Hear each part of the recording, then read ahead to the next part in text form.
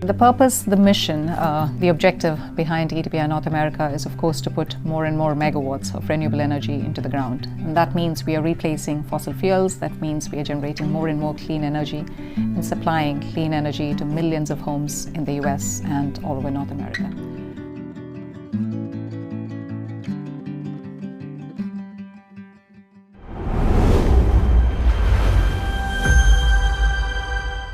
Energize a world where nature powers life itself. We're Terra Pro Solutions. We're not just consultants, we're real-world problem solvers.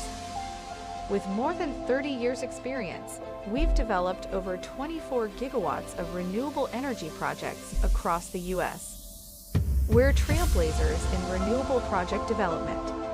From clearing title to mitigating risk along the development spectrum, we've paved the way for smooth transaction closings. Terra Pro Solutions, developing the energy for life.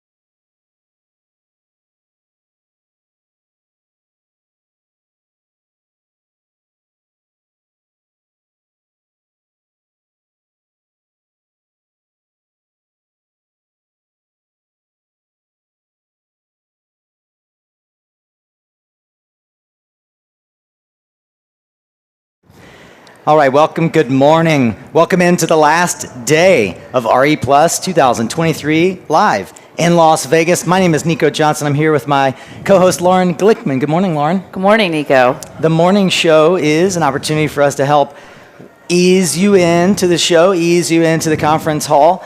The show doors are now open. If you want to watch us live, as my friend Harry is doing, you can come down to the PowerUp Live podcast stage at 21020 on level 1. That's the vertically challenged room, is the other way of referring to it. That's why I'm down here, obviously. I hope that you guys have had a fantastic, a spectacular show. I want to thank Meyer Burger, our morning show sponsor. They've been with us all 3 days. Meyer Burger is the manufacturer behind the solar panel technology that many of you are putting on the rooftops around the world. With a global track record of gigawatt scale production, they are coming to the United States in 2024 with manufacturing for modules and cells.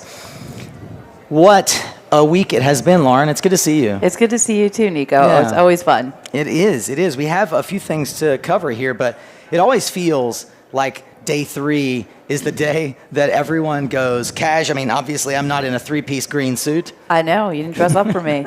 I didn't. Do you have a day full of meetings? I do. I have days meetings and then headed to the airport. Yeah. That's the other, right, is that it feels like the ones that didn't already go to the airport at 6 a.m.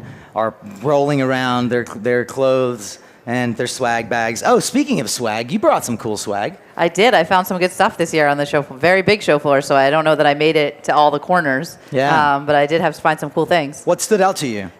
So the first thing that stood out to me is a protein shaker bottle from Core Power. Core Power have good stickers, too. Yeah. Hydrating is clearly important. My personal water bottle was confiscated by the airlines on the way here. No way. So this replaced that, so I got to be able to hydrate myself, and I'll definitely use it afterwards.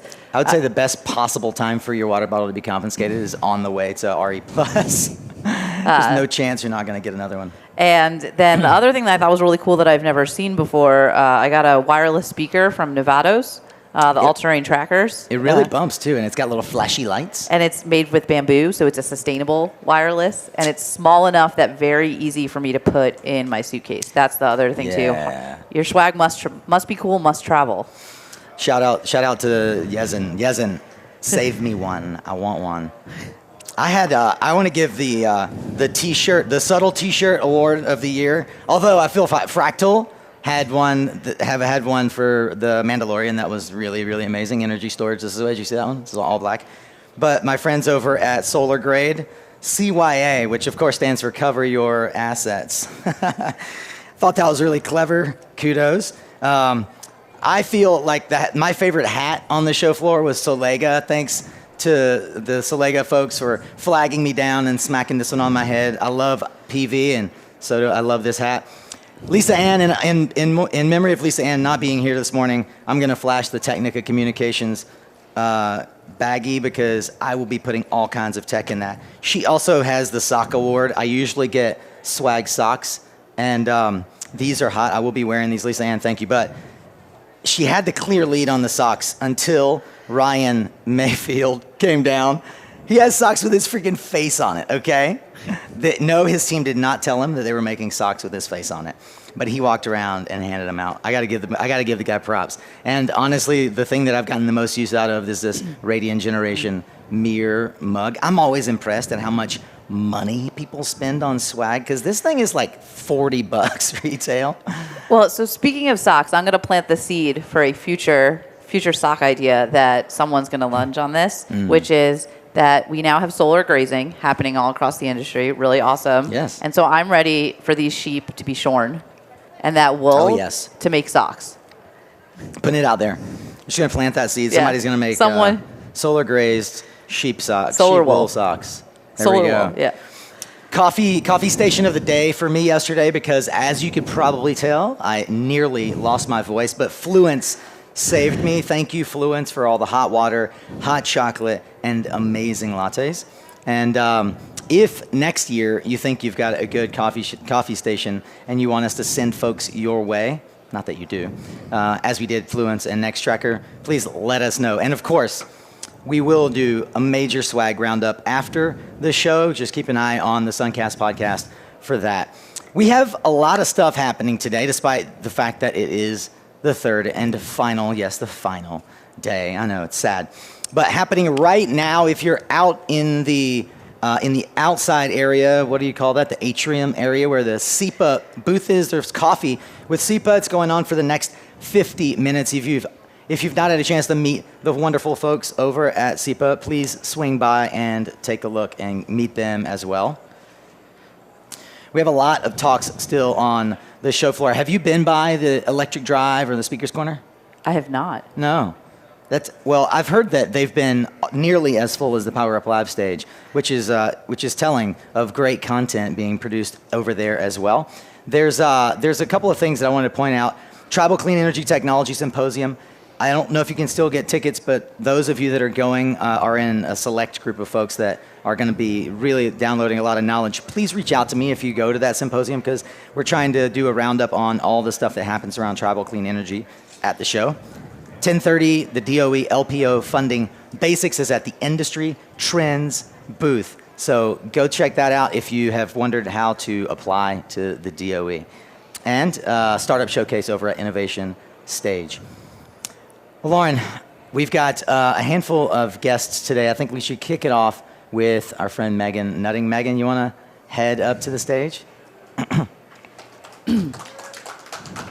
Megan is an OG in the industry, of course. We've had Megan on the Suncast podcast, but she also is a good friend to the industry in many, many other ways, and head of policy for Sonova. How you doing? Good to be here. Yeah. Can you turn the mic just a little? Yeah, just twist it towards your mouth. There you go. Like Perfect. that? That's perfect. Okay. Yes. I know that you know how to project. This is weird. I'm better. I know. Better yelling. Yeah? Yeah. How do you feel comfortable behind the stage now? No, Or yeah. behind I can do this. Yeah. Lauren said that from down there it looked awkward for people to be standing, but when you're standing up here, it's a circular desk. It doesn't feel awkward. Does it look awkward to you guys? Good. I think you look great. You don't look awkward at all. Feels like a newsroom once you're up here. Yeah, it does. That's right. It looked like you guys were sitting when I was down there. Well, it kind of always looks like I'm sitting. Well, Megan, I always love to share the stage with you. There's no one I'd Likewise. rather be chatting with. We're here today for a little bit of a bittersweet moment. We're here to celebrate a friend and colleague and industry dynamo that unfortunately has left us far, far too soon, our very dear friend Casey Peters. And so I'll get to the end of it quickly, but before I get there, can you tell us just a little bit about Casey and what she's brought to the industry and all of our lives? Yeah, happy to. Casey Peters, for those of you that never met her, she was a tiny little dynamo. She, my favorite hairstyle of her, she had one side of her head shaved and one side not. I met her originally when she wanted to help support women in the solar industry. It was back in 2010, 2011, really early on. And so we worked together and started organizing meetups, support for women, an event called Nationwise, where women in solar could find each other and get together and chat. She went on to serve on the board of the Illinois Solar Association, the Colorado Solar Association, worked for companies like SunEdison, and ultimately Pivot, which was sort of her home and where she found a lot of people that were just sort of the perfect fit for her. She had a ton of energy. Last year, she and I and my husband closed down Solar Fight Night. I mean, the lights were on. They were asking us to leave, and she was still dancing. So she really loved dancing.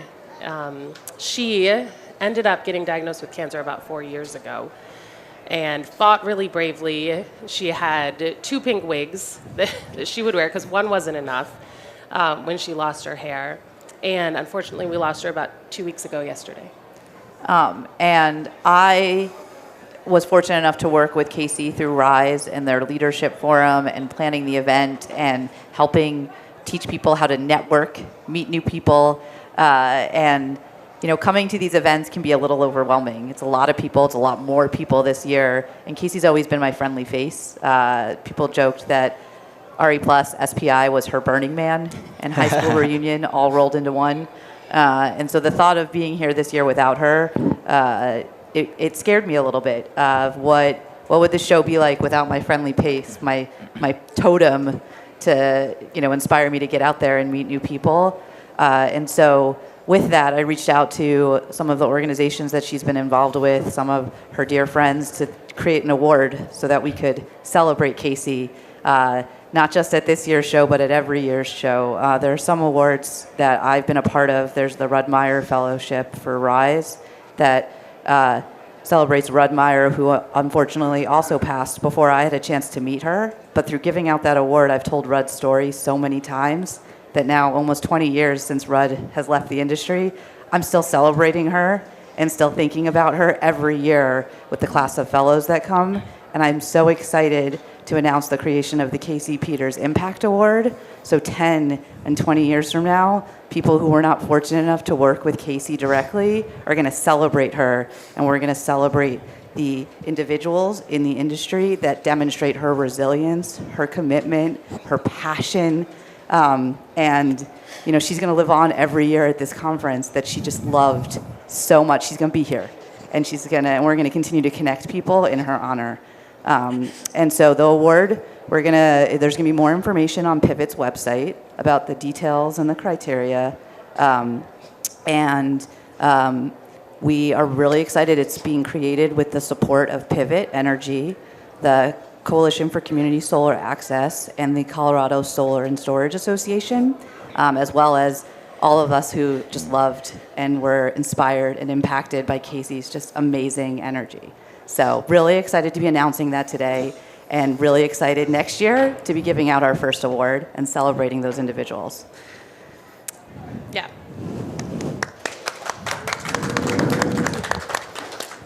I'm rarely at a loss for words. Thank you. Well, Thank thank you you for having us here. For you guys. you can only do so much until you have a platform. So we really appreciate you opening up the SunCast platform to announce this award and create this amazing opportunity Absolutely. going forward. Absolutely. And thank you, Nico, for being a Southern gentleman and having an actual handkerchief on hand, Even without his three-piece suit. even without the three-piece suit. Thank you. Yeah, I have admired the way that you have edified her life, and yeah, I know this. It may feel heavy, but I can promise you that Casey wouldn't want us to feel heavy. She's gonna be excited. She's excited that this is happening. Yeah. Like she'll be with us forever. She would. So I appreciate you all joining us for that. We actually have lots more of the show. I wanted to say once again thank you to Megan. Thank you. Yeah. I appreciate you guys. Thank you for Yeah, this. Casey's memory will live on because of the actions that we take. Yeah. Yeah. Thank you.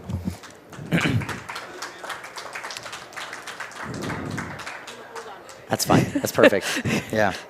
So as we wrap yet another year of education on the show floor, last year everyone was talking the IRA because no one really had their head wrapped around what it even meant or what we could expect out of it. This year, having been a year on, we want to bring our friend Carla Loeb, who is just wiping her eyes now, of course. Also, an executive board member for SIA, both she and Megan. Carla is going to join us up here, but Carla is a government affairs ninja. She has been in government affairs in and around the Beltway for more than a decade, fighting the good fight for the solar industry. And as our elected, you're a general elected member, right? Elected representative of distributed generation. Right, elected representative of distributed generation. The best part. But that's why that was voted by the general population or general membership, Yes, right? so every company member or member company of SIA identifies as one of the 6 divisions. By far, the largest division is the distributed generation division, because that includes residential solar, community solar, commercial. So we have hundreds of members that have honored me for the past 4 years and elected me twice. I actually am termed out. This is my farewell to Swan Song. This is my farewell. We are about to go through a new election cycle. I am going to run for at-large, though. Yeah. Is there a train tour? Are you gonna? Christian Roseland? Yeah, definitely. And I mean, the truth is that being a part of SIA has been kind of one of the best things that's ever happened to me. Yeah. So very honored and privileged to do the work for our industry and with our industry and with amazing colleagues like Megan and Lauren and you, Nico, and just want to continue to do that work and serve. And so there's no one better to have up here to talk about the Inflation Reduction Act 1 year in. And so last year, as Nico said, we were celebrating. It was a party. We got the thing. And now 1 year later, can you tell us what type of conversations have been happening at this year's show around this, massive historic climate legislation? Yeah, absolutely. And I think my purview is very distinct and different because a lot of people had a lot of meetings over the past few days, transaction meetings, and my meetings are foundational meetings. They are meetings about, what the guidance is going to look like for the individual provisions of the Inflation Reduction Act.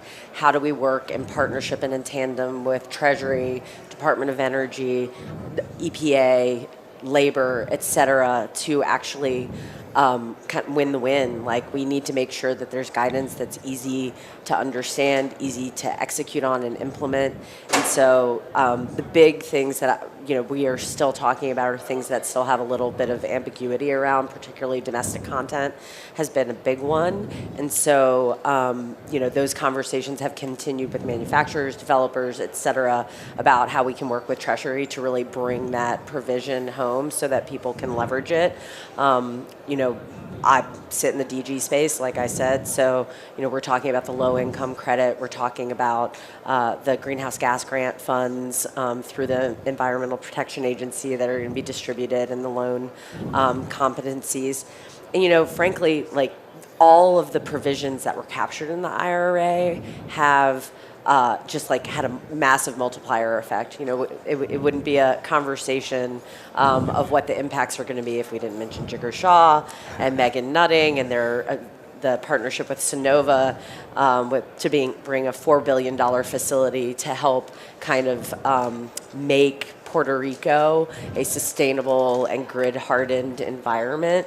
And that is all being enabled through the dollars, monies, provisions that were captured in the Inflation Reduction Act. And so I think about domestic content, I think about the loan program, competencies, I think about virtual power plants, I think about the labor provisions. We had an event with SIA that was co-hosted by LIUNA, the union, and, you know, who would have thought, like a year ago, let alone 5 years ago, that industry would be standing arm in arm, hand in hand with the various brotherhoods and sisterhoods that exist around the country. Mm-hmm. One of the things that stands out this year for me, of all the things that I've seen the Department of Energy push forward as a component of the Inflation Reduction Act, is the community, and in particular low to moderate income community initiatives led by your good friend Nicole Steele. What updates would you be able to share on the progress of that? I know that you all have had several meetings in the last week. Yeah, I mean, I just got to say, like, DEI and the provisions that were captured in the Inflation Reduction Act are going to be absolutely transformational for folks that have been left behind. As a native Louisianian, recovering Texan, and Washingtonian on the east side of town, like, I know firsthand, like, I've seen every day of my life people left behind, and the monies that are going to be injected into our communities, our lower income communities, disadvantaged communities, frontline communities, and our rural communities is just wild. The low income credit itself, guidance came out late August. We are waiting for them to announce when the application for the 1.8 gigawatt annual allocation is available. But, you know, people are excited. I mean, we've been waiting for a year to kind of get the guidance to actually be able to leverage those resources and support the folks that have been left behind. Yeah. And so that's really exciting. Greenhouse Gas Grant Fund also made their announcements that they had $38 billion worth of letters of intent for only $7 billion of resources. Amazing. I mean, and they're only going to do 60 grants. So it's like they had to like recalibrate everything. Applications from the states, munis, and groups were supposed to be due at the end of September. That's now been extended to October 12th. And so I'm really excited about the work that I'm going to get to do with cities, states, and the agencies to help get these dollars into the people that need it. And so just one final question, because I wouldn't be an advocate if I didn't ask this. So the show ends, people go home. What do we need everyone who's attending RE Plus this year to go back and do within their companies to ensure the success of the Inflation Reduction Act? I think we really need to drive home that, like, we passed some legislation, granted the most transformational climate and energy package in the history of the world, but like we haven't won the win. We need to win the win, and the way that we do that is making sure every single employee of every single company understands that it is going to be under threat, and it's going to be under threat for a not insignificant period of time. It has become a political bargaining chip, and we are going to see that play out, in Congress, this month and the months ahead. So making sure all of your employees, all of your partners, we only have 1,200 members of SIA of the more than 10,000 companies that are just in the kind of solar ecosystem.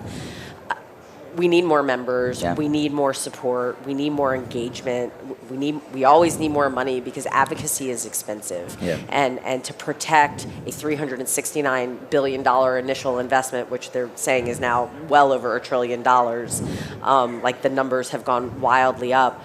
We have to show up like we are an adult party to this process and spend the money to protect the legislation. So, get involved. I know that people are a little bit anxious about, being political. Let me just tell you, your business is all dependent on it.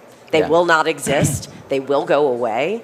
And I'm pointing at people, even though you can't see that, like, other than the people that are here. Like, it is not an entitlement. You have to invest in the people who invest in you. And this is that time. And we need to spend the next probably 5 years, just making sure it is cemented into our ecosystem, ethos, and pathos. So Awesome. Well, thank you so much for rearranging your schedule to be here. Again, I really appreciate it, and always a pleasure. Well, I mean, I just want to say thank y'all so much for having me. I had no idea Megan was going to be here this morning. She is also one of my dear, dear friends, and being here for the Casey announcement is just awesome. So, awesome job. Yeah. Thanks. Thank you. Thanks. Carla Loeb. Carla, thank you, and Megan, and all those who stand in the gap for us at SIA, who help make decisions at the highest levels and actually help expand policies that are working to other places that need them. Next, we want to take a look through the lens of a major developer, EPC. We're going to bring up Bart Delancey, the Senior Vice President, Business Development, Strategy, and Markets for RES. Bart, good to see you. Good morning. Well, I'll wait for you to get your headset on to reply. How many here are familiar with the name RES? Yeah. Anybody? I think anybody who's been in development at all would recognize RES. If you could pull your mic a little close to your mouth. No, just there. There you go. There, just wing it in. There you go. Yeah, perfect. That's perfect. Right on. Good to see you, Bart. Apologies for overdressing. But, You didn't get the memo that it's Thursday. Casual yeah, Thursday. that's right. Well, let's smash this all-time listener record here. There you go. Well, Bart, it's okay because I'm sure at AWEA everyone just dressed in suits all 3 days, which I bring up because most folks probably still recognize or think of RES as a big wind developer, right? That's definitely the legacy that exists in a lot of people's minds. You know, at the end of the day, we're a collection of very passionate, intelligent individuals who have a pretty singular mission to bring, clean energy to everybody and affordable clean energy. So that manifests in a development business. We have a massive EPC element to our company, a very large self-perform EPC. Yeah. That's segmented across renewables and T&D and a lot of battery storage, of course. And then the services side of the business is a real game changer for us, right? That's again, people aren't probably going to associate RES with asset management and O&M, but we're certainly a differentiated solutions provider in that respect. Yeah. I mean, you guys, how many people on the RES team? Globally, I would say there's over 2,000 employees. Wow. And some may have noticed or read in recent weeks our acquisition of the services side of the Inga team business. And that's global. That's global. That's remarkable. That adds for us another 9 markets, so 23 countries operating in, 35 gigawatts under operation, and it brings that employee count up over 4,000. Yeah. So it's That must put the services team up in the top 5 globally. I mean, those of us who understand how big the Inga team service department is, just in Mexico alone, that's it absolutely does. Massive. Yeah, it probably propels us to the top of that. And again, it's, I'm a business development, focus. Yeah. For me, at the end of the day, it has to translate into what solution does that provide for a customer? What itch does that scratch? Yeah. And, so we're proud of what that adds to our capability, to offer that diversified solution for people.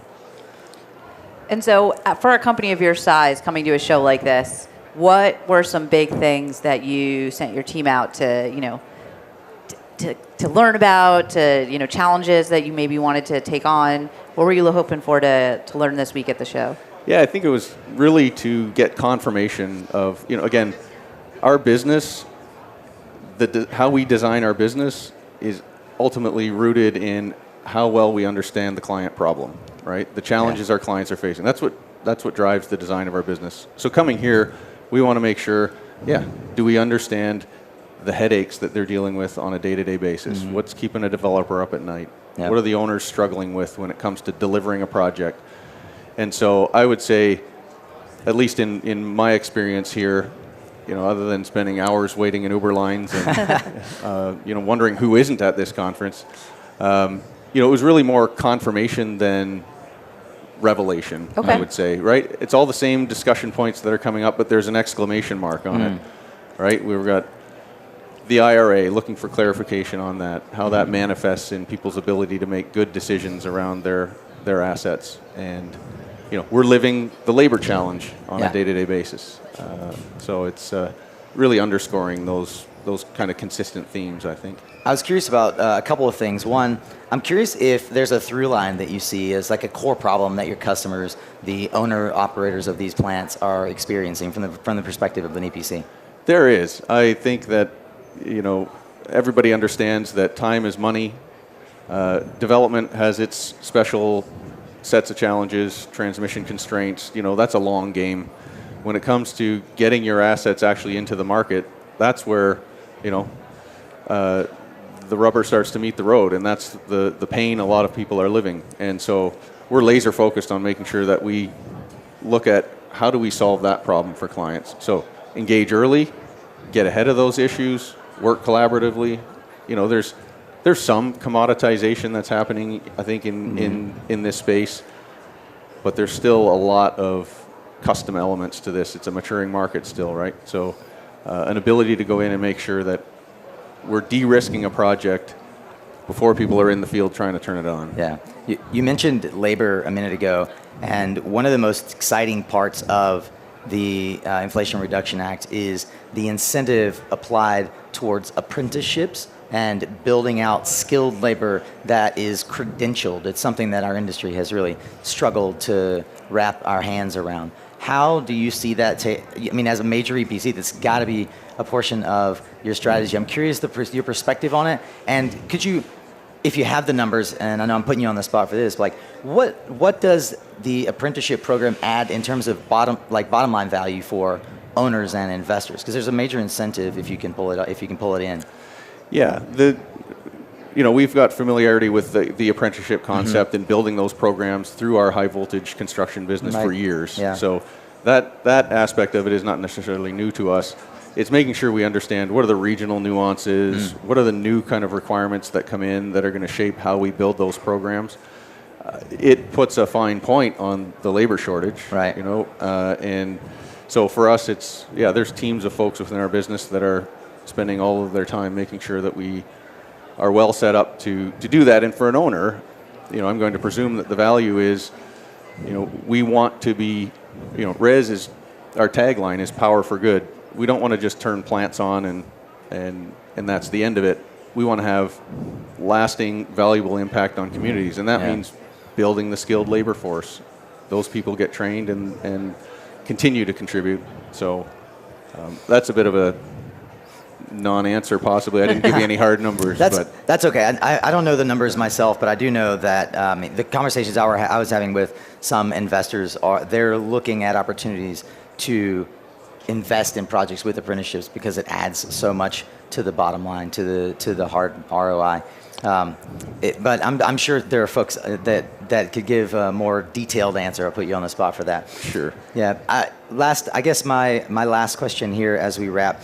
I'm curious, as you go back and sync back up with your team from the perspective of an EPC, what do you hope that your team? I think you guys brought 20 or 30 people. What do you hope that they are taking away? How do you mobilize everyone after an event like this?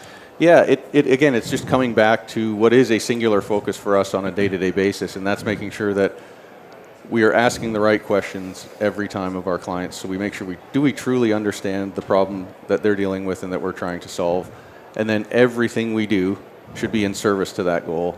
And so a lot of the work we're doing, we measure our success by our client success. Yeah.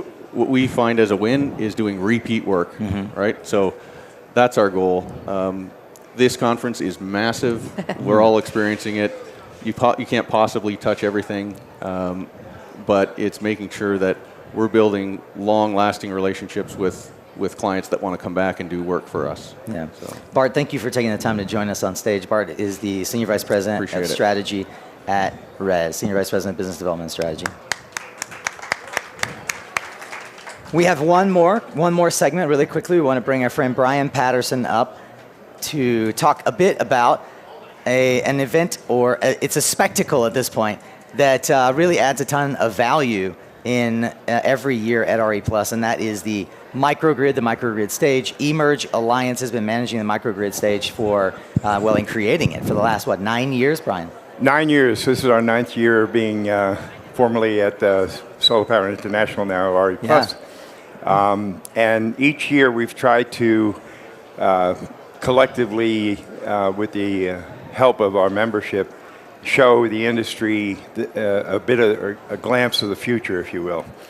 We started talking about microgrids before most people knew what that meant, you know. Yeah. And of course, the term microgrid for many people still can be very confusing. Yeah. But the whole notion was to have an ability to supply particularly clean and renewable power to homes and buildings and communities and so on. And microgrids are starting to play a major role there. The analogy actually is to what happened with information in the internet. Yeah. And that is, you start out with a personal device. And the personal device that really revolutionized the information industry was the personal computer.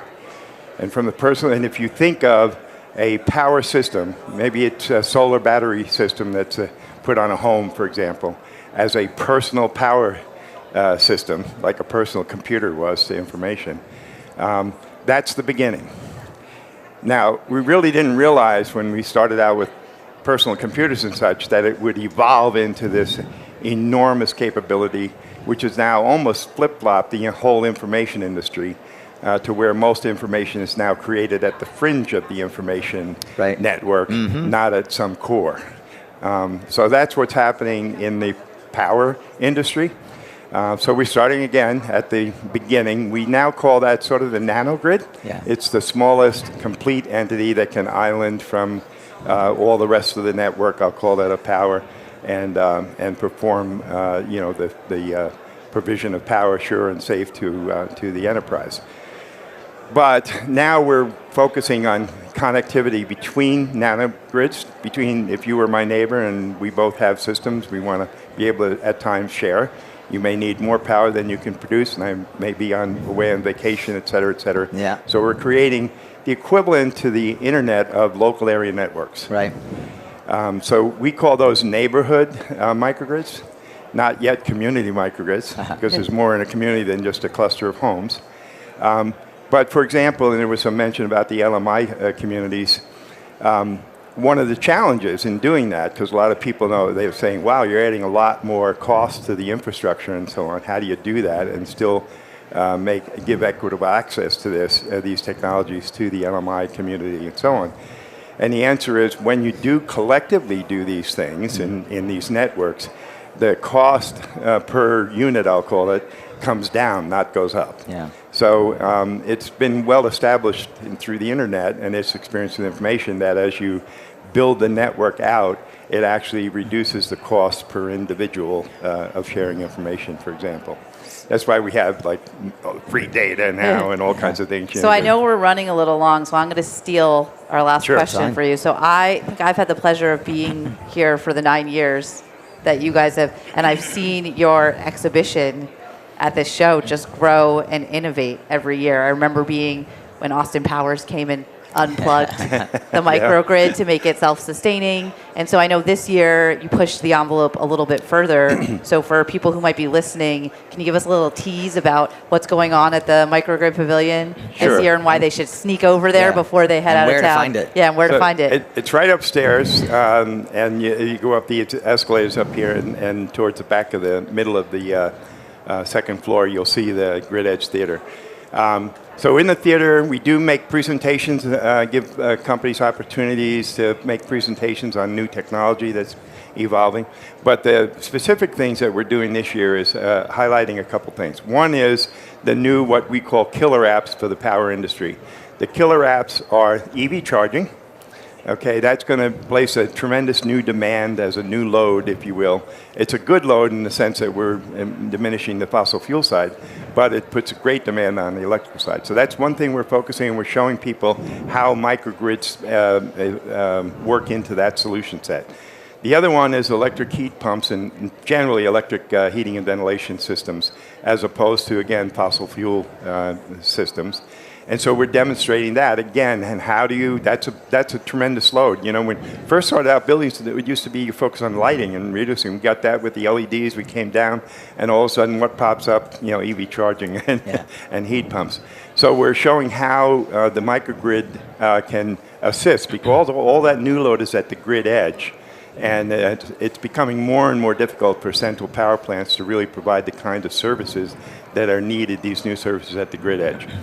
The other thing is this whole notion of connectivity between, there's an expression, it's not mine, but I'll steal it without footnote because I don't know where it started, but it's if you've seen one microgrid, you've only seen one microgrid. And it's like if you've seen a personal computer, you haven't seen the internet, okay? Yeah. That's a different way of saying it. So what we are demonstrating up there is the future of what we call the grid of grids.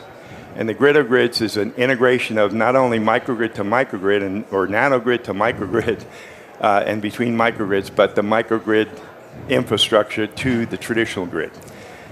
We can ill afford to completely dismiss the traditional grid because we need so much power, you know, and we have to clean things up and do things a little bit differently there, but we want to do that in concert or consistent with this connectivity. Well, Brian, we're going to have to bring it to a close today. Sure. I've had you on the show, and I know that you can speak at depth and length about all the wonders of microgrids. I would encourage folks to check out the nano grid, the neighborhood grid, and the microgrid in the grid edge stage, how everything is, in fact, self-contained and self-powered. And where can they find out more? We're the only space, I think, in the whole show where we're actually powering.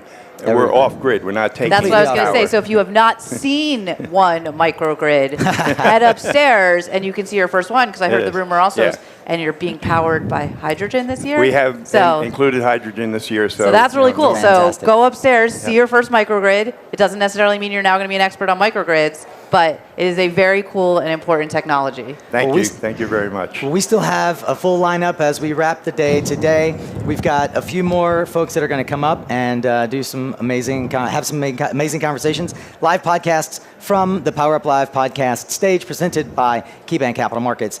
I'm Nico Johnson, joined by Lauren Glickman.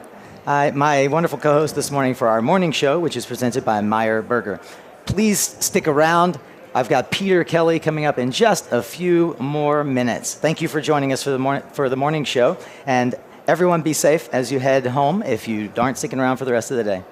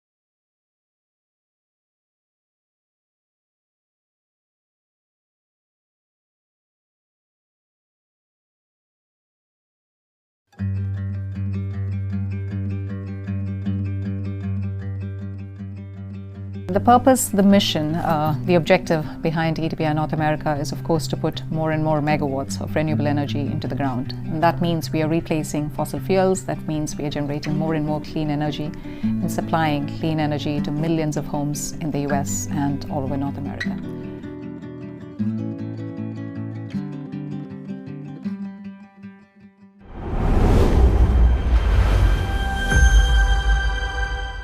Energize a world where nature powers life itself.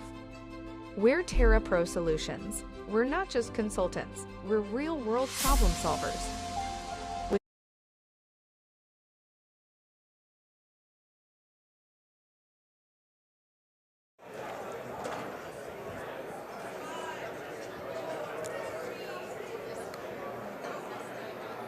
Hello and welcome back. Thank you for joining us. Welcome to RE Plus 2023, the final day.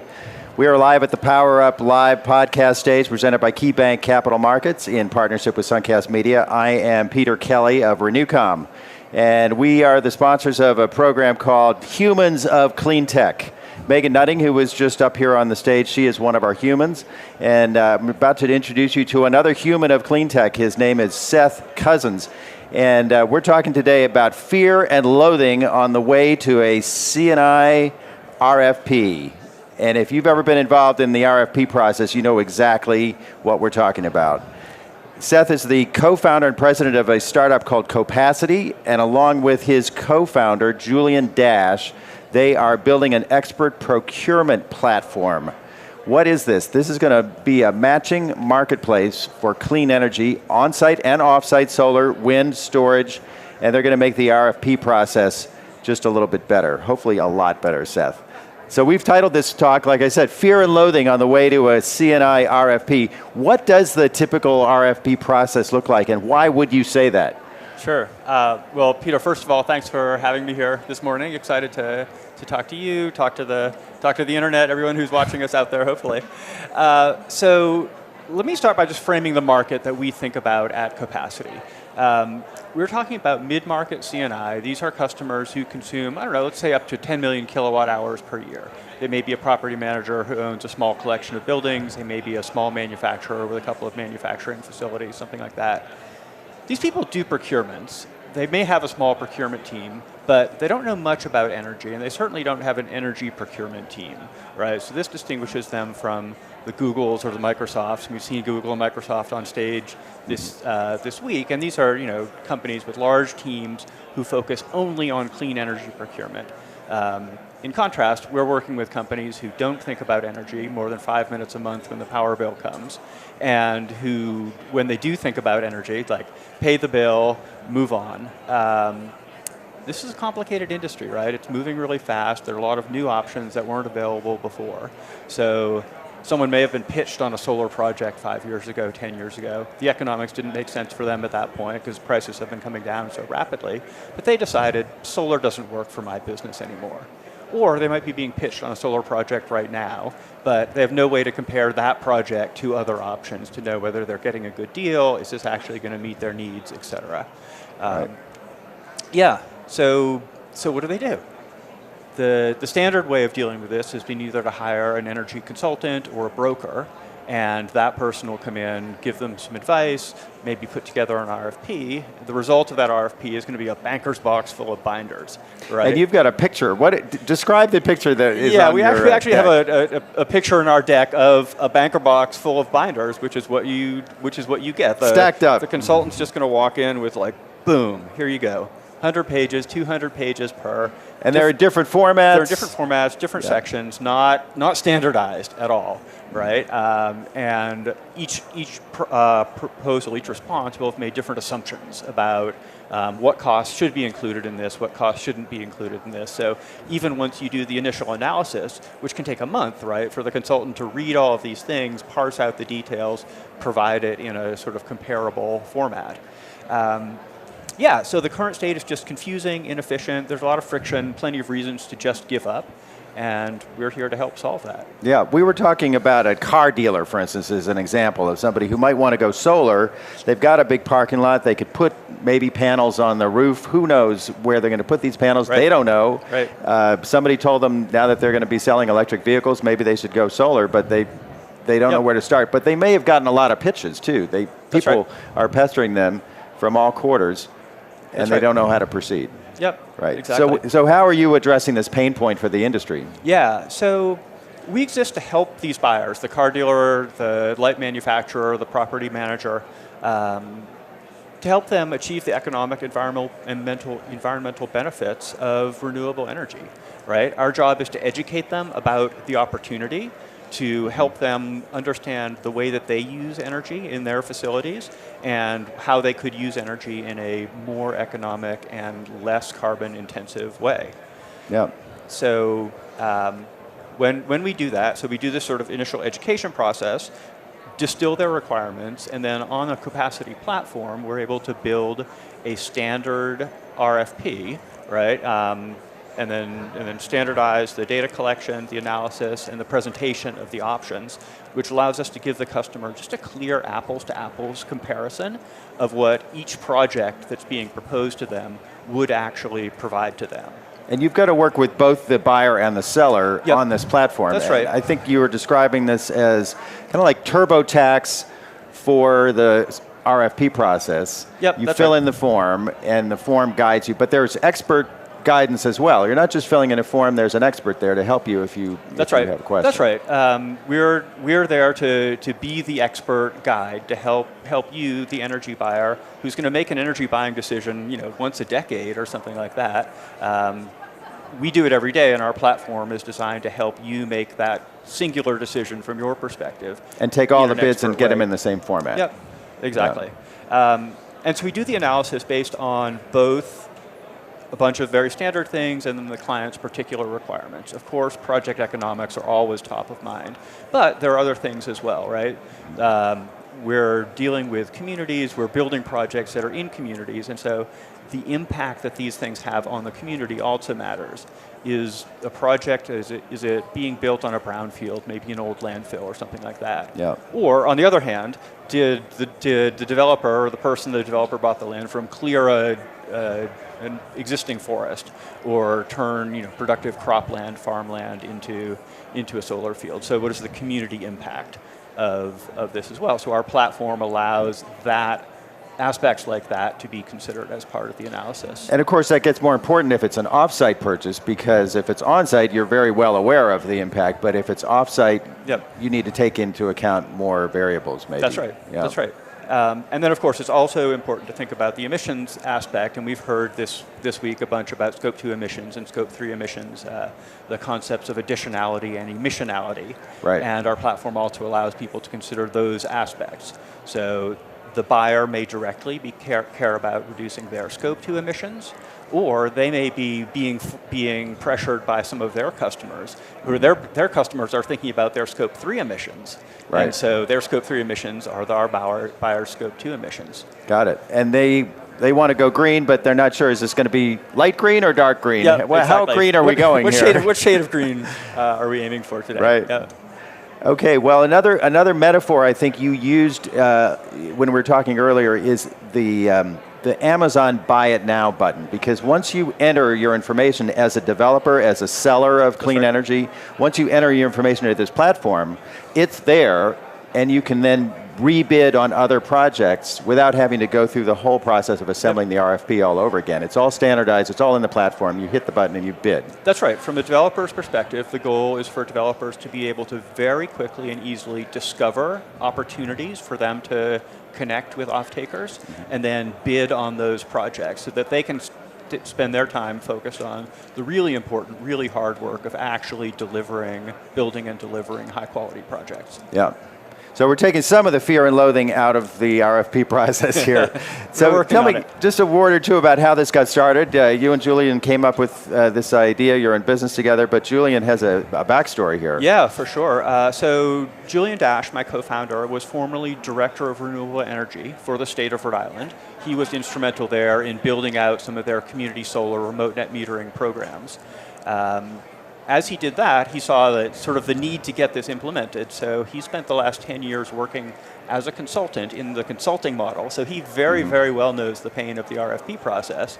He might have been carrying that box with all the binders in it. He actually was the person who had to carry the box, the banker's box full of binders and drop it on the table for you. Right. Yes.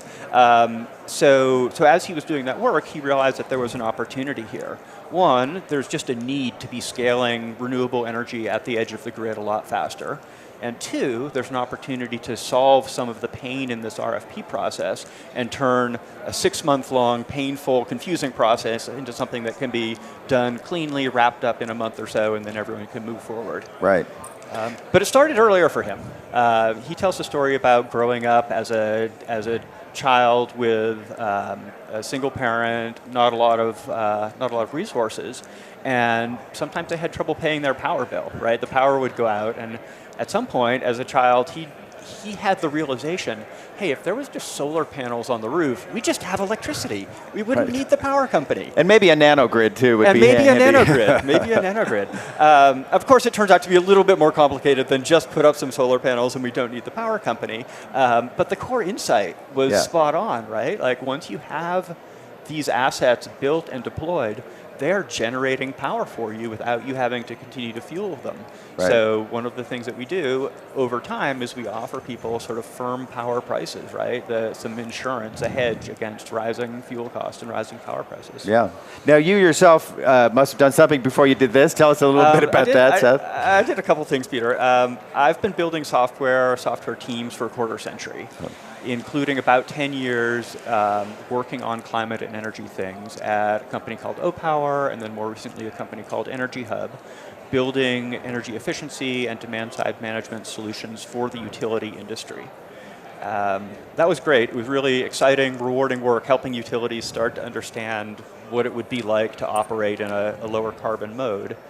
But it was also, I don't know, over time it got a little bit frustrating that it felt like we were just reacting to what was going on in the world. And I decided I wanted to be out there working a little harder to try to actually get some renewable, some non-carbon stuff built out. So that's what I'm doing. I'm not yet carrying a shovel or a screwdriver. I may get there, we'll see. But for now, Julia and I are working to create the market conditions that will help enable an explosion of zero carbon generation on the outside of the grid. Yeah, and we know that, of course, we've got to quadruple the amount of solar by 2030, but depending on whose projections you use, and getting that uptake, making it easy for people, making it as seamless as possible, speeds this technology to market, and that's part of what you're doing here. That's right. Yeah. That's right, absolutely. Are you a developer yourselves? Do you develop projects? Do you favor some of the developers who enter your process? We are not developers. We don't build projects. We don't pitch clients on particular projects. Our job is to be an expert agent for the client, for the buyer, and to allow them to understand all of the benefits and all of the trade-offs of every developer and every project that's coming to them. So we do not favor individual developers. We do not pitch individual projects at all. So let's talk about, again, how developers actually use this tool. Once they engage with you, do they have to sign a contract? Do they have to enter in some exclusive deal, or how does it work? Right. So developers do not have to sign a contract when they come in. They will when we are producing an RFP on our platform. We do, of course, ask developers to, they've learned about the opportunity through us, so they should exclusively work on it through us. They shouldn't go around the RFP process. They do need to agree to that to be part of the platform. But beyond that, they are, of course, absolutely free to be bringing their projects to market through whatever other channels are appropriate for them, whether that's direct business development sales or working with other consultants or energy brokers, et cetera. So this becomes another marketing channel for them. Yeah, exactly. The goal is for this to be a very simple, easy-to-use marketing channel that will allow developers access to a segment of the market that's been really, really hard to access.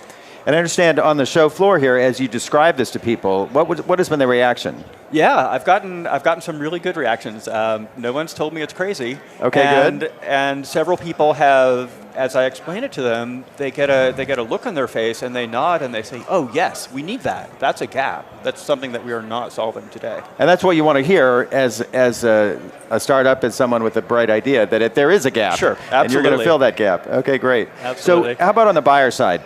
Yeah. What's their experience like with this? So there's more variation for the buyers because, of course, some buyers are not very technical. They're focused on whatever it is that they do, the widgets that they produce, the buildings that they manage. They're not focused on the energy, right? So for those people, no problem. The platform is also built for us to use it in expert mode to very, very quickly put together the RFP. Kind of like on TurboTax, you pay extra for that CPA to get on the phone with you and tell you what you just did wrong. Exactly. Okay, great. But of course, there are some buyers who are a little bit more technical and actually enjoy getting in, understanding the options, playing with it through the portal interface. So they can play what if. So they can play what if a little bit, exactly. Yeah. And then once responses are received, initial analysis is produced. buyers will use the platform to review that analysis to understand the benefits, trade-offs of each project. And then for the benefit of both the buyer and the seller, we haven't built this part yet, still getting started, but for the benefit of both sides, we will be building out some sort of workflow management for the contract. So how do we generate the contract? How do we send it back and forth, handle signatures, and then keep it on file for later reference as well. Right. So now it's TurboTax meets DocuSign. So now it's TurboTax meets DocuSign. Okay, exactly. great. And then finally, once the project is in operation, buyers will continue to use the platform on a monthly or annual basis, where we provide essentially a lightweight energy accounting. How many kilowatt hours of energy did the project produce according to the developer? How many were delivered according to the utility? How are credits allocated in the case of an offsite project? How are credits allocated across the buyers' 10, 50, 100 different utility accounts? So now it's like TurboTax, where you go back to check, has the IRS actually processed my refund yet? Right. And then I check my bank account and see, that's right, did the refund get in there? Did it actually show up? Yes. Right. We're talking with Seth Cousins.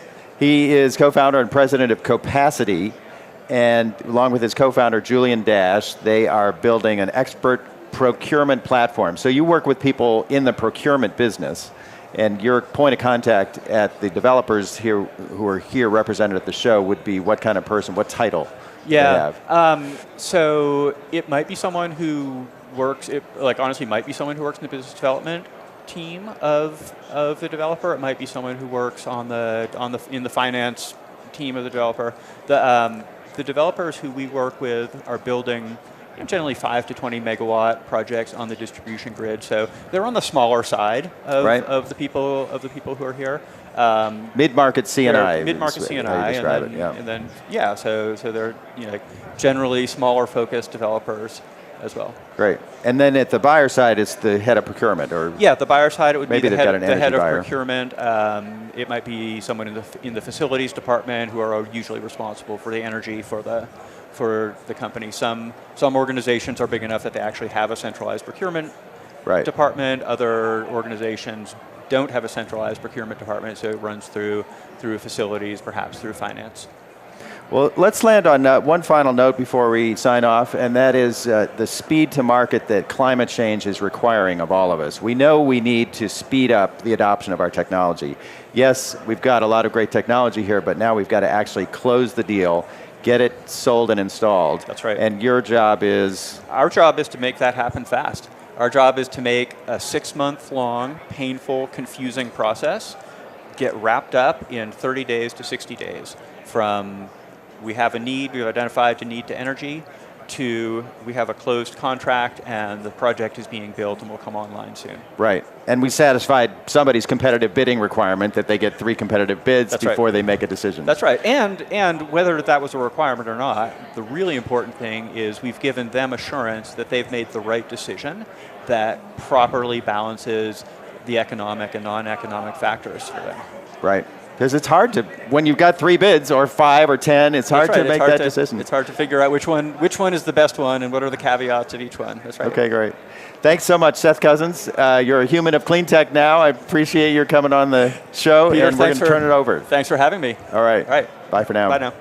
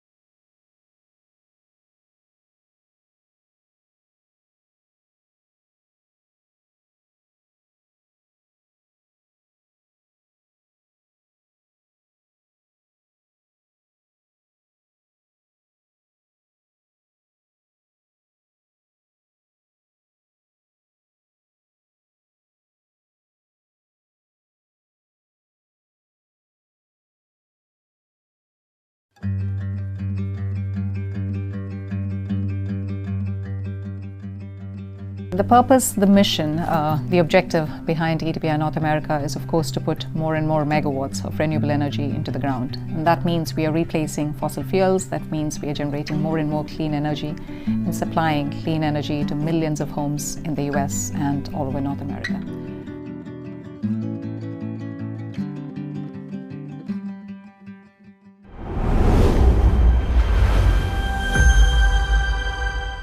Energize a world where nature powers life itself. We're Terra Pro Solutions. We're not just consultants, we're real-world problem solvers. With more than 30 years' experience, we've developed over 24 gigawatts of renewable energy projects across the US. We're trailblazers in renewable project development.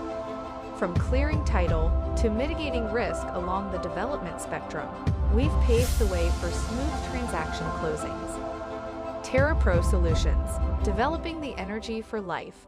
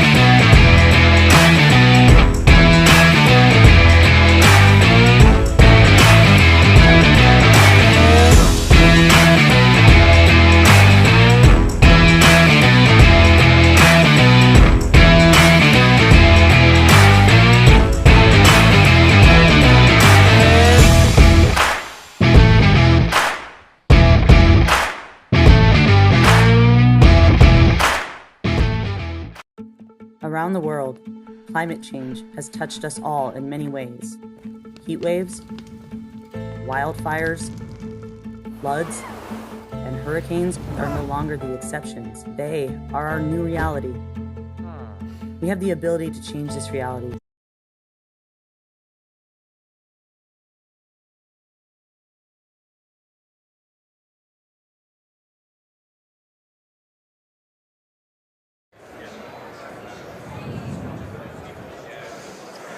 All right, welcome to the Solar Surge podcast, broadcasting here from RE Plus 2023 on the PowerUp live stage, presented by KeyBank Capital Markets in partnership with Suncast Media. In today's episode, we're going to be chatting with Chris Thompson, Vice President of Product at SolarEdge, talking all about solar market trends in 2023, particularly convergence, as well as bidirectional EV charging and the mainstreaming of solar plus storage. So Chris, it's really good to see you again. Thanks for joining us on the podcast. Of course, riding shotgun here is Dan Freshley, my partner here at Solar Surge University and the Solar Surge sales team. Dan, really excited to do this broadcast with you. Yeah, it's going to be a lot of fun. Absolutely. So Chris, you know, the thing that I keep seeing here, and this is like a recurring trend, and we talk about it in a number of the videos that we've been producing this week, is we're seeing this go from, you know, best of breed individual solar products and components to really the inverter company becoming like a solar platform or a solar operating system that provides almost all of your energy related needs, whether it's solar, storage, monitoring, load control. Can you tell us a little bit from your perspective, you know, representing the market leading inverter manufacturer here, how have you seen the evolution go from where we were, say, maybe 5 years ago to where we are today? Yeah, I think that assessment really nails it, and I think this year we're really seeing that kind of come really fully in terms of the solutions that we're seeing. Even our own company with SolarEdge, you know, we evolved from a company that did solar inverters, and then you start adding batteries, and now you're seeing EV charging, and you're seeing load control. And I think, you know, you and I talked about it a little bit more and more. We're seeing really the software layer is what integrates this all together. So in the past, I think you had solutions and you were focused on like the generation of solar, and then we're seeing really this year with NEM 3, this evolution of storage being a backup solution to being a financial solution. And we've seen this very interestingly. We've seen this in Europe and other regions. I often say we're kind of blessed there a little bit with our energy prices. If you think about Europe, not only just for electricity, but also for fossil fuels in general. And so the solutions that we're bringing here and at the show this year more than in the past are things that we've seen in other regions. And it's really about the entirety of the energy management. And solar, we're a solar inverter company. That's very important and kind of central to it. But it's really not just managing power being generated, but where and when how it's used. And with that NEM 3, it really forced it because the price signaling is so strong with NEM 3. You really have incentives to control how you use your energy. And so it's been a big step forward, and I think that was a singular step change in the industry, forcing these new solutions and making them financially more sensible. Yeah, I know that was something we talked a little bit about yesterday, and we spoke in a previous video on as well, but how battery has really gone from this backup emergency used in coastal regions, whatever it may be, to really being an economic consideration. The way that you might store energy in the battery, deplete the battery during peak times, where you're getting the greatest value, sending it back to the grid. So it's pretty fascinating that we're starting to see that shift, and that how the economics play into that and consideration. Because typically, years past, at least I know, Joe, for you and I, it had oftentimes been, look, there isn't an ROI on battery. You're investing in peace of mind, and what is that worth? Well, you put the price tag on it. The economics of backup is really hard. So before I got into solar, I worked in data centers and backup markets. And these were big markets, but actually doing an economic analysis was incredibly different. We often said it's more of an emotional sale, yes, right? And you see when people purchase backup solutions, they're highly correlated with natural disasters. So it's like before, during, or after. And it's really interesting, the psychology of an emotional purchase, because the memory is short. So you could be, in Texas. I grew up in New England. We had lots of hurricanes, and you at the moment it's very vivid, like living without power. But you know what? Like 4 months later, it's not that bad. It's really hard to make those purchases. But now you're right. It's in economics and solar. I would say it's very deterministic. Like an installer can go in. They can look at your bill. They know your irradiance. There's very good modeling tools. And the interest rate. They can give you the economics like to the decimal point. Yeah. Backup was just not like that at all. Yeah. I think to that same point, I recall us talking about this a little bit yesterday. So SolarEdge has got some tools and some resources that are either in development or already currently there, maybe stemming from business in Europe and other places. How is SolarEdge utilizing the tools and resources that are there to help determine some of the economics when it comes to batteries and how to use them, things of that sort? So a great question, and kind of tying that to NEM 3. So the solution that we used to see in Europe is kind of what we talked about with backup. So most homes that you've got, for our product we call it a backup interface, but it's really the disconnect switch that isolates you from the grid. Mm-hmm. So in Europe, people would install grid-tied storage, which is more like what you see at utility scale. There's actually no disconnect from the grid, and they wouldn't put that in. It's actually a lower cost solution, and so it goes in a little bit more quickly. So you save money on equipment, but time, installation, and inspection, and other things. And we said, okay, so we bring that over. So our product is branded the Rate Saver solution. So we have that. But in the U.S., people were like, oh, I didn't even know like you can do a battery without a disconnect switch. Like people actually challenged, like, are you sure you can do that? Yeah. And so the hardware changed, but then the algorithms now like we'll run a cloud algorithm. We will predict what we think your home's going to generate, because we actually have a digital twin of the system in the cloud. So we know every module, the orientation, we know the irradiance data for the next day. So every night it creates a model, it predicts the generation curve. It knows your consumption, so it'll predict your consumption curve, and then it knows all the utility tariffs, and it will do like a dispatch model. And it's really economic, so it'll look at the economics of how to do it. Whereas before it used to be like maximizing self-consumption, which is an approach. But with these price signals, now you go by the economics, not necessarily by maximizing self-consumption. Very cool. Yeah, for me, as a guy who's been a solar and battery guy for now, 12 years or so, right? As Dan was saying earlier, when we first started doing these solar and storage systems, it was very much for a worst-case scenario, peace of mind protection. But now we're at a point where there is a financial case to be made for doing solar with battery storage. And frankly, Dan, we were talking about this yesterday. The financial case for doing solar plus storage, even under NEM 3, is still more advantageous than what you and I had to deal with on the East Coast, where we were just doing one-for-one bill swaps net metering. So Chris, for those that are out there watching this, particularly for those that are maybe in the solar sales profession, they might be feeling a little bit down right now because there's NEM3 and it's not the good old days with the 0.99 interest rate loans and all that. But can you break down a little bit for just the basic value proposition for doing solar plus storage now, how that can still be profitable for a homeowner? Yeah, so a couple things would come to my mind. The first thing that I think of is it's very location specific. So you mentioned New England. When I grew up in New England, and they tend to have pretty high electricity rates in New England, generally speaking. But the irradiance isn't maybe what it quite is. And of course, you've got specific regions like Hawaii. So it's very locationally specific. California, with NEM3, there's very strong price signaling. But we are seeing more states going to time of use rates. So anytime you have a time of use rate, you often have some type of, whether it's an arbitrage opportunity or just load shifting. And I would say, you've got a battery, but you've also got load shifting capabilities. So now we have load control. So it could be something where you have a battery, but you're going to say, well, I'm going to turn off a pool pump. You could pick loads in your home, and you just shift when you run them. Maybe a load doesn't need to run all the time, and you could run it during a specific time. So you can look at batteries. You can look at storage to complement load control, looking at time of use markets. And I still think there'll be some markets where it may not make sense economically to do batteries. The other thing that's really growing is virtual power plants. And so we are seeing those programs growing. So I work for my home in Utah. Rocky Mountain Power has a great program. And now an installer can go in and they have the economics of that program with Rocky Mountain Power. And they do the application with Rocky Mountain Power for them. And so a homeowner gets, about a $3,000 incentive, which is pretty attractive. And so I would say, look at time of use markets, look at load control to complement it, look at virtual power plant programs. We just enrolled in the Excel program in Colorado. But again, those are also, location specific. Some regions have them. California has an upcoming program called DSGS, which would be very interesting. And what's interesting, I think, for that one, is it can be additive to an existing customer who's on like NEM 2. So one thing that's interesting about the current program is you can go add a battery to it. And so we love that if you're a SolarEdge customer, we have a DC coupled battery.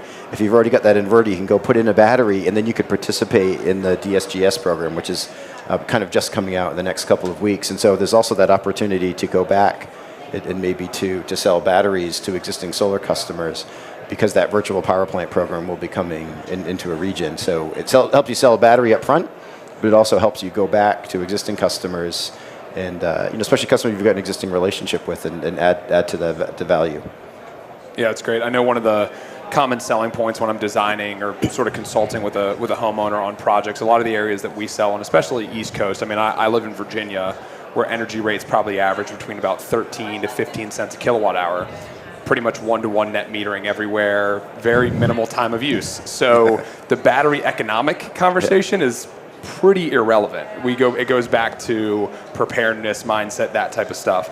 But the conversation that is often had, at least locally back home, is, well, hey, you can add, expand, and wanting to have the ability to bring in, hey, I have a SolarEdge inverter, how can I add a battery possibly in the future? Maybe incorporate bidirectional charging, whatever those things are. So I think that kind of goes back to the original statement, and what we've seen as a common theme here is sort of the ecosystem platform that manufacturers are pushing towards, which in certain markets might also give you the ability to, hey, start here and expand and grow over time as is needed. Could be with additional PV. Yep. I know NEM 2 and 3, there's some stipulations in that in California, but in other places could be additional PV, could be battery, bidirectional charging, and it could be EV. So another interesting thing, you see the electric bill change when they get an EV. So you have a customer, you sold them a system, and maybe it was perfectly sized 3 years ago. They went and got an EV. Like a rough rule of thumb, your electric bill doubles. Obviously, it depends on your commute. Yeah. But electric bill will double. And you may say, oh, I'm going to sell you an EV charger. I'm going to sell you additional, PV to support that bill. And the nice part is with these platforms, we've got a mode, in the app that's very people really like right now. It's charge your vehicle with excess solar. So if you ever have a time of the day where it's sunny and you're not using everything locally, and increasingly we're seeing putting the energy back on the grid, you may not get paid a lot for it. So the energy management system, because it's integrated, will say, okay, well, I'll put that extra energy into the vehicle. and really look at how you use every electron that's generated, use that in the home and use it in the most valuable way. But I think EVs are really interesting, go back to sell to somebody, and add solar, maybe add storage, maybe add an EV charger. Well, let's talk more about that, because that's another sort of hot topic in the industry here this year, Yeah. is the advent of bidirectional EV charging and kind of the overlap of the electric vehicle and the home renewable energy system really is all part of one home system, right? Because if you think about it, Dan, you have a Tesla electric vehicle, right? And so your electric vehicle is almost like a battery on wheels, right? And sometimes that battery is plugged into your home system, sometimes it's on the road. But Chris, why is the integration of electric vehicles and solar and storage, I guess, such a game changer? How do you think that's going to affect things going forward? So I'll have to contain myself a little bit, because it's a very fun topic to talk about.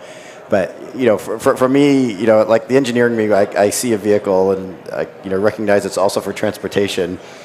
But to me, it's like a mobile battery pack, right? Sure. So when you look at it as a mobile battery pack, you think about how you can use that. And I actually had a gentleman, a utility engineer, in our booth just a little while ago, and we were kind of talking about this, because as a load, it can be intimidating, because you think about how much energy they can draw. But the saving grace on the vehicle is you have a lot of flexibility on when you charge it, right? So he was saying, oh yeah, we can have a rate at like 3 a.m. to 5 a.m., and it's very easy to schedule that. So yes, it does need a lot of energy, but you have a lot of flexibility on where and when you charge it. And we've gone to our existing charging solutions and pull up the data. And it's very interesting to see how much energy they're actually using. It's not very much. Because the model with an EV that I didn't realize at the time was, it's not like a car where you let it go to zero and then you fill it up. It never goes to zero. It's like, oh, I go to work, I charge it, I go home, I charge it. And the vehicles are like bouncing around between like 90 and 100% state of charge. So you have that flexibility. But the other side that I think we're really in the beginning stages of, and we announced at the show, so we have a bidirectional charger. But what that will enable is now for vehicles in the future to participate as a grid asset. So you can control when you charge it, but then you can dispatch it. And I think I'm realistic about it. I don't think car companies are going to jump into this right away. You get a Tesla, maybe you get a 70 kilowatt hour battery. Oh, I'm going to drain all my battery and make $5. I think they're going to be very cautious. Like, I'll let you use 5% of it. I'll let you use 10% of it. And then when they understand how it impacts the entirety of the life, so they'll create like a safe boundary conditions.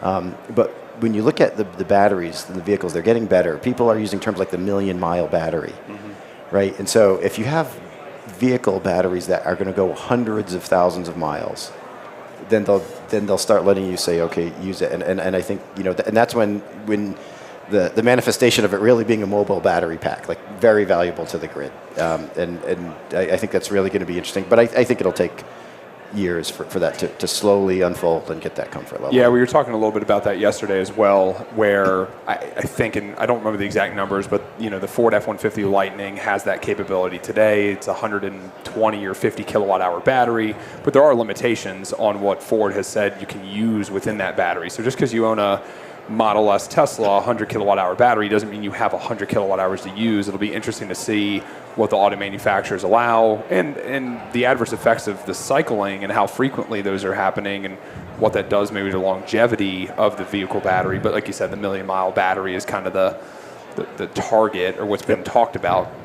And I can't help but laugh earlier when you made a comment about how you're not typically, you're not discharging to zero.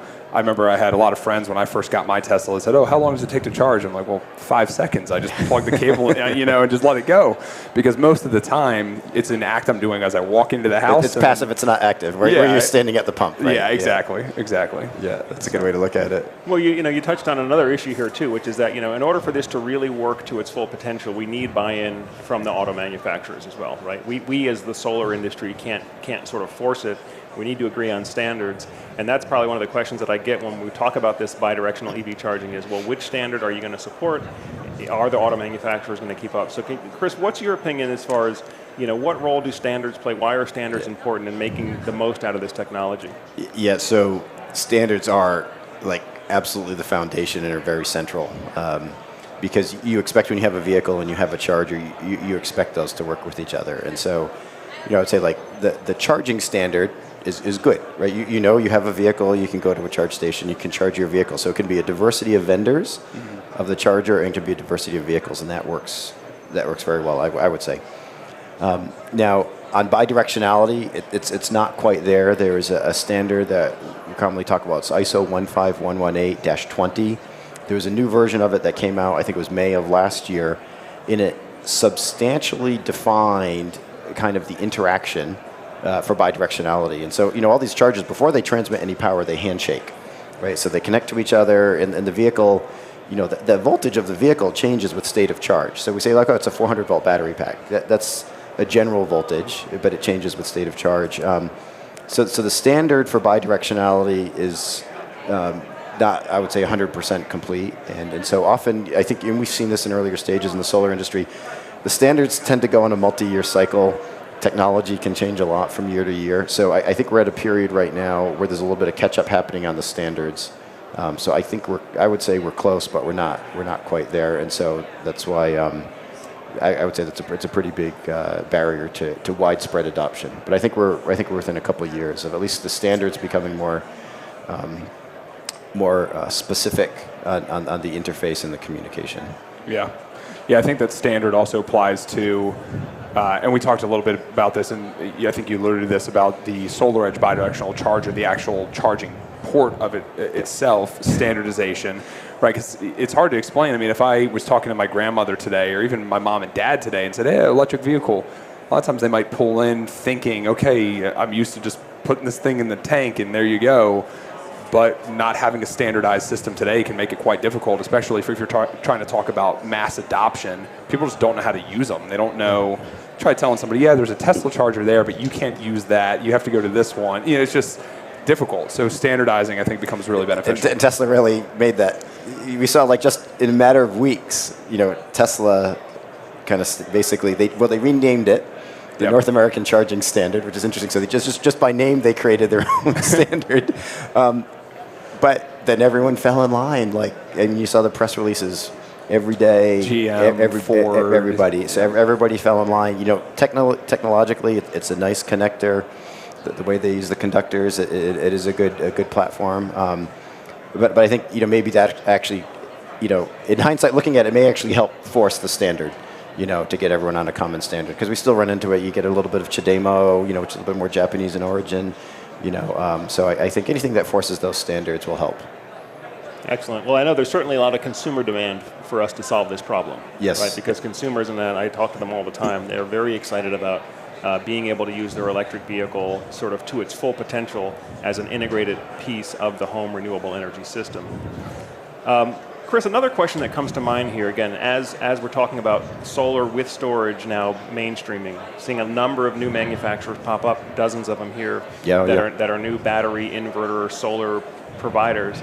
But one of the keys to success in this business, of course, is building loyalty and helping your installers, your contractors, to be successful. Can you explain a little about SolarEdge's approach, or your opinion on what is the successful approach, not just to manufacture equipment, but to help your dealers and your installers be successful, so that they can do these projects that are now going to be more complex. Right? There's going to be more complexity. There's going to be more risk in these installations now. To help those contractors do those projects with the same amount of predictability and profitability that they're used to doing solar only. Okay, so that is a great question. And at our booth, for the first time ever, we actually have it's like the installability corner, which we have never had. And actually, so within our company, there was a small division that was created a couple of years ago. And I kind of think of them as anthropologists. So when we go out and we work with our installers, you often want to help them. Right, like, oh, let me get that box for you. Open. Oh, I know how to install it. You do some. It's kind of like a natural thing to do, but you have to restrain yourself and say, as an anthropologist, I want to watch the installer in their natural environment and see how they interact. So we kind of went through that period. So we have this installability section, and looked at everything from things that could be mundane, like how do you open the box and dispose of the cardboard? Where is the manual? Having built-in indications, like just how you label the terminal so you're clear whether it's positive or negative or battery or PV. A lot of it went into our installer app. So one cool feature that we just added to the installer app are these little nuggets of training videos. So say you haven't installed a battery in a while. and you're installing one, and you hopefully you're trained and you're certified, but you go in, and from the installer app, you can access like a 30-second video that will say like, oh, here's how you do that connection, and they're very discrete little nuggets. So maybe you remembered most of it, but you forgot one little part. Is there communication or something like that? And so a lot of that, that intelligence went into the app, gives them access to training. From a hardware perspective, we've done a couple things. So we have gone almost entirely to wireless communications. One of the things that we saw in these installations, when people are hardwiring, like you see RS-45 or CAN bus, and these are protocols that have been around for a while, and not really meant for like updating firmware packages. These are old protocols for controls, but you want to update the firmware and your battery. It's not really suited for that, and someone would need to run a wire from an inverter to a battery, and they crimp the connector wrong. They install everything, it looks beautiful, and it's not communicating, and they are going nuts, spending hours to troubleshoot it. So from a reliability perspective, but also when you want to do your firmware update, you don't need to wait as long, and the aesthetics get a little bit better. So we've gone almost entirely. It's based on Google OpenThread, so it's a very robust and secure protocol. And then this year we also launched a unit, we call it the SolarEdge Connection Unit, and it's been nicknamed the Gutter. And it's because we saw people using gutters, and what we did is we pre-molded into the plastic the connections and all the parts. So once they put it on, the inverter, the backup interface drop right onto it. And doing that installation, we have down to 18 minutes. We used to measure these things in hours. Now we're looking at how we can pull out individual minutes. And it's not technologically sophisticated at all. It's kind of a box, but it's got all the connections pre-molded into it, a little grounding bar, and you're in. And of course, it's stained plastic, so color is very nice. So we really thought about it from the software side, from the installer side, and then from the hardware side. Yeah, that's a big deal. I think to your point there, Joe, I mean, over the years, and we were in the business a long time of doing piecemealed batteries, charge controllers, this battery, pull that off the shelf. But the issue, again, from a business side, the economics of it was I can't sell this project at a high enough price to cover all the costs and still be as profitable on a battery project as I could be on a regular grid tie 1 or 2 array roof surface. Some people don't want to sell storage because of that. Exactly. It's a real issue. The old expression, time is money. Very legitimate. It really is here, and it's also risk, of maybe the installation not going flawlessly. And if you want it to be profitable, it needs to be a flawless first-time installation, in our opinion. Yeah, I mean, Dan, going back to 2017, we were one of the first guys selling solar plus storage on the East Coast. I mean, we were selling what at the time was the StoreEdge inverter with the LG Chem battery. And Chris, what you said is exactly true. Oh, okay. We had so many installations that failed simply because the communication between the battery and the inverter didn't work, or the inverter firmware got updated and now it's not compatible with the battery firmware, and all sorts of issues with that. When that absolutely kills you as a contractor, you got to send the technician back out. And usually it's not the junior technician. You're sending the senior guy out for the battery job, right? And so that kind of stuff really kills you. So the wireless communications, if it works, I think that's going to be a massive advantage there.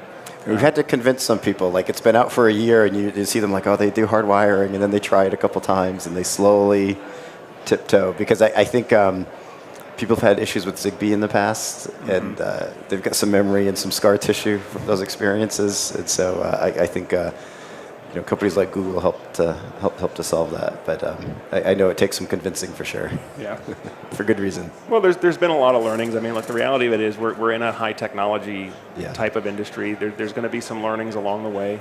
We have some scars, we have some experiences, from those things. But the technology is maturing, and for me, it's especially exciting to see this because, as you said, back to the days when it was kind of a science experiment of piecing together different components and trying to put these systems together, to now see mainstream products that are all integrated, that aesthetically look a lot nicer. They look like a modern home appliances. They don't look like a science experiment to put in your basement somewhere. So it's really cool to see all that come together. Well, folks, I know we're kind of down to the last few minutes here. Dan, is there anything else that you'd like to cover here while we're on the PowerUp Live podcast? Oh, man.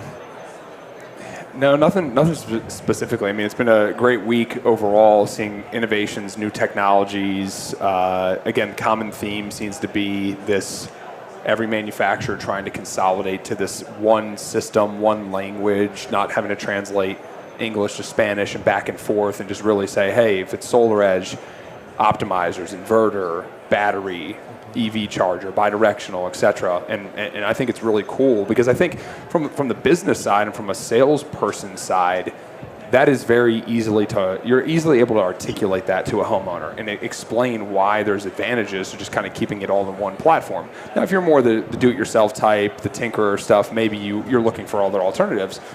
But there's plenty of different products in the market that you can bring those things together. So I think what SolarEdge has now, we've seen this from other manufacturers too, allows you to really invest in the platform as kind of being that primary product, and then from that subset of other items that SolarEdge or whomever manufacture. And to add to that, I think we've seen this with Tesla-like vehicles. They roll out new software and it adds new features to an existing vehicle. I think we're at the point where we will be seeing that in solar. Kind of as a service type of, or not necessarily as a service, but you can add new functionality to an existing system by updating the firmware. So we added, like, if you have a battery, we have a storm watch mode. So now it looks at the weather in your region. If it sees a storm's coming, you'll get an alert that says, hey, your battery's in a VPP program. Do you want it to get the battery fully charged because the storm's coming tomorrow? No hardware change, but it added some value to the homeowner. So I think we'll see new features come out. You have a rate case change in your territory, it could automatically update to re-optimize and configure for that. So we'll have new features that are 100% software enabled and not requiring hardware to enable those new features. Yeah, that's very cool. I think the other part of that too, obviously, is just having the ability to, when you invest in a solar system, if you're not the high-tech understanding person, you just want to know that it works and that it functions how you need it to. You don't have to tinker with things. Storm watch, hey, if I have bad hurricanes coming, storms coming, I want to make sure I've got power. Absolutely. Every other time I want to prioritize my economic benefits. So Amy Shervin said what you want, hot showers and cold beer. Right, so the complexity, put that behind them. Yeah. All right. Well, folks, this has been a special edition of the PowerUp Live and Solar Surge podcast here at RE Plus in Las Vegas. Again, we've been joined by Chris Thompson this morning, Vice President of Product at SolarEdge. Thanks so much for your time, Chris. Thanks, Joe. And appreciate everything you're doing with us. Folks, thanks for watching, and we'll see you in the next episode.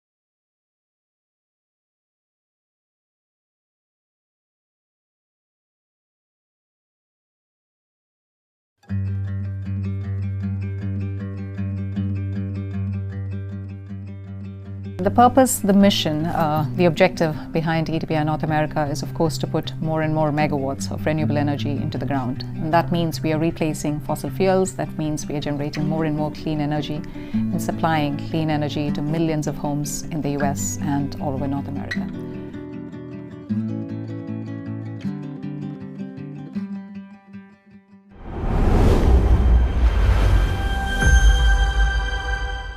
Energize a world where nature powers life itself.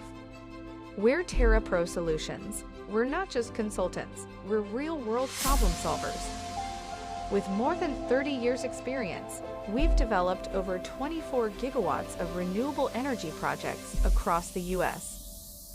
We're trailblazers in renewable project development. From clearing title to mitigating risk along the development spectrum, we've paved the way for smooth transaction closings. Terra Pro Solutions, developing the energy for life.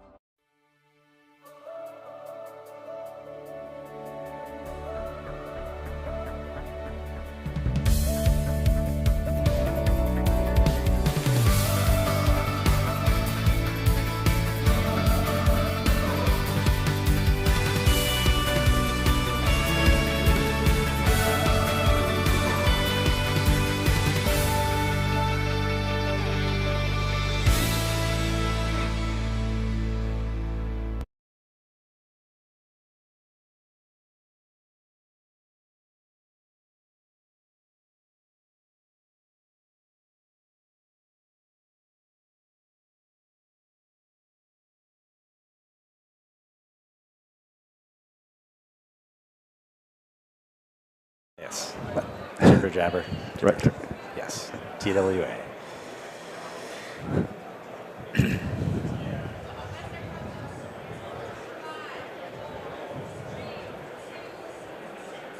And we're back. Renewcom's Humans of Clean Tech series here at RE+. I'm Peter Kelly, and I'm here with Yezen Taha. Yezen has a fascinating story to tell about solving a big problem for solar that relates to community acceptance, it relates to the environment, it relates to cost, and it's got a great backstory too. Yezen, as I mentioned, founder and CEO of a company called Nevados. And Nevados has engineered an all-terrain tracker that solves for a problem that, frankly, I didn't give much thought to before I heard about it. Do you want to tell us what problem you're solving for the industry? Yeah, absolutely. Thanks, Peter. So at Nevados, we are laser focused on reducing the kind of ugly costs of associated with solar power plants, which are grading and the negative environmental impacts that come from it. Grading. So changing the landscape so that it's flat instead of curvy. And what are the problems with doing that? Yeah, so there are a lot. Once you start disturbing soil, you open up Pandora's box. You've got, you have to reestablish that soil, you have to find somewhere to put it, you have to get permits to be allowed to move it. There are community acceptance issues. People don't want to see the dirt moved around. They don't want to see the big tractors and the dump trucks moving around, clogging up the roads or just causing an unsightly mess. So there is, we're seeing an increasing amount of resistance to performing any grading activities. A lot of our customers are saying that they're finding protests at permit hearings for grading, and there have even been some lawsuits here lately, which are terribly unfortunate. And we just want to help shift the way shift the negative perception and get solar back in the positive spotlight again in those areas. Got it. It's not just the landscape, the way people are used to looking at it. As soon as you start changing it at all, right, you don't have to level it, but even just taking the top off is going to cause dust, it's going to cause runoff, disturbance, environmental impact you have to mitigate. Yeah, when you think about the solar site, you've got thousands of acres typically that you're addressing, hundreds, thousands of acres. And as soon as you begin to disturb it, that's when the problem comes in. Grubbing, just cutting a little tiny bit of dirt off the top or cutting a lot of dirt off the top. It's all basically the same thing. You are disturbing what was there, and then you have to rebuild it. The things that come out of it, just like you said, you have dust, you have sediment runoff, you have the costs associated with it. You might have heard of SWIP, Stormwater Prevention Planning, SWPP. We like to call it SWIP. Putting those measures into place to keep from having sediment run into the local waterways, it's expensive, and it adds a lot of time to the beginning of the project, and it can add a lot of time to the end. If you're an EPC and you're building a project site and you can't get 70% of the soil stabilized, you continue to own that site. You don't get to give it up. You do not get to fully transfer it over to the owner. So it's an EPC, you might be stuck holding it for a year, 2 years, 3 years. Whereas if you hadn't disturbed it, as soon as you're done construction and you reach COD, you can just turn it over to the owner and you're done. So there are a number of different ways this comes across. And with the cost of modules falling, the soft costs, so to speak, or the costs like grading take a larger share of project costs. So what are we talking about share percentage-wise of the share of the project costs? It's kind of neat. When I started in this industry back in earlier 2000s here, modules, that was it. You really focused on the module. You saw the whole cost of the project, and most of it was the module. You had trackers, balance the system, and this little thing of soft costs. A number of things go into soft costs, grading being one of them. It wasn't the big driver. But as modules have dropped in price, from dollars a watt to the pennies a watt that we're looking at now, all these other components have become much more significant. So if you're looking at grading on a site, we see grading costs 70, certain customers, they could have 70% of their sites with grading. Other customers might have 100% of their sites requiring grading if they use a conventional tracker. And those grading costs range from a penny a watt up to 20 cents a watt sometimes. There are other costs that come in there too. So if you think about what your dollar per watt is, ranges anywhere from 80, 90 cents a watt on up for the large projects, on up to a couple bucks a watt. I mean, 5-10% of your cost, and it's consistent. 5-10% of your cost going into those activities. So when you saw that grading was a possible area to make a difference for the industry, what was your next step, and how did you come up with this system that you're selling now as Nevados all-terrain trackers? Yeah, so the last role I had in the industry before I started at Nevados was doing bankability studies on trackers. There are a lot of great trackers out there, a lot of great technology, a lot of great minds have been working on it for years, and they continue to. I see innovation coming from everyone out there. The area that we focused on, we initially thought it would be a niche, but it didn't end up being niche. It is now the industry, which was fitting to this natural terrain environment. And I saw that doing construction monitoring of projects, looking at the different products that were out there and thinking these are great, but it could be even better. There's this unmet need. So I started to look at it. I left my last role and I decided I would address it. And the way we looked at it was break the paradigm of the long, straight torque tube tracker. We need to break it into sections because the torque tube itself can't follow the terrain. So how do we do it? We do it with flexible bearings. And that is what started this whole process. So there's a structural solution, then you find out about all the software issues. The software that supports this industry grew up on flat land, so we had to remake a whole lot of software. The control systems that support this industry grew up on flat land, so we had to remake the control systems. So it was all of these things together, having that holistic view of how to approach non-flat terrain, and that kicked off years of development and got us to where we are today.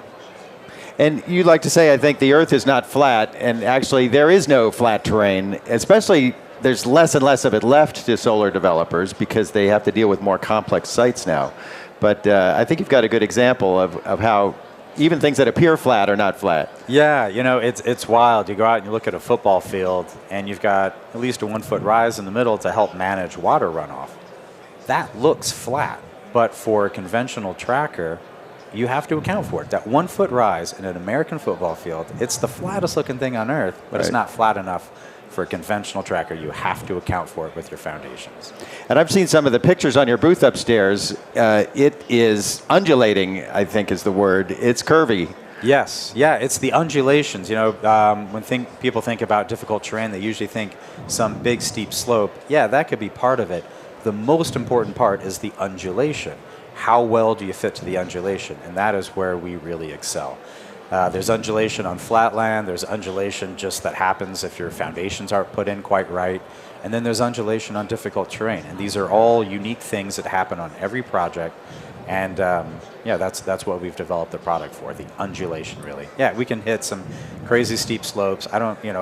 We can go to slopes that you're not going to install on. We don't want to be the weakest link ever on the project, but where you really see it is the undulation, no matter how steep the terrain is. Got it. I think one of the distinguishing characteristics of your tracker is you can go up to, I believe it's 37%. Yes. And that's change in the slope, but we're not talking necessarily just about a steep slope, but a curvy slope. Yeah, a little bit of both. The steepest slopes that we see people going up to being comfortable on is about 25%. We have some projects there. I'm sure people will figure out how to go steeper and be comfortable with it. But yeah, it's there. You might find some spots that have that steepness, but generally you're talking about less steep slopes and just the rolling nature of the land. Right. So you're selling steel tracking systems that are made by and large in Texas, I understand, with American steel, which means much of it's recycled. So you've got sort of a backstory about the domestic content. And since the Inflation Reduction Act, everybody wants to get that domestic content adder on their tax credit. You're going to help them get there. Yeah. So we've been very focused on this for quite a while. Our VP of supply chain saw that light, and he chased after it. Mm-hmm. The largest supplier that we have in the U.S. is based in Eastern Texas, and it's Preferred. They're a phenomenal partner for us. And we have other suppliers for other components around the U.S. as well. It's not just there, but that's where the majority of the steel comes from. We've been working with them. We've been working with some other suppliers to get the components brought to the U.S. We should, depending on what the guidance is at the end of the year here, we should be at 100% content early next year. We already have our controllers made in the U.S. We've been doing that forever. Really, the last steps are going to be slew drives and pony panels. And Got it. Yeah.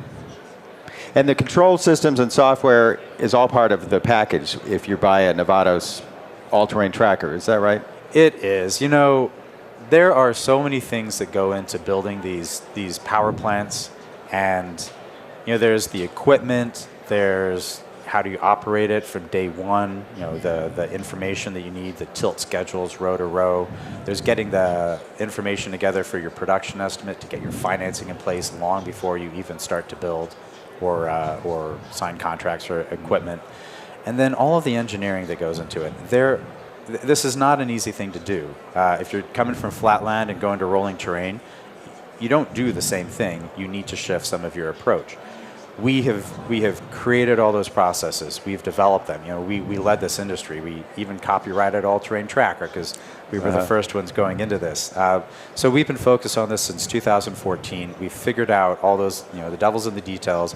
We've figured out those details. So we help support people coming into the into rolling terrain who haven't dealt with it before. We help them walk through it. We're there to support them on every project, or if they want to take it over themselves and roll on, that's fine too. But this is all included. We have to include it. We have to partner up with our customers to get them through these projects. Right.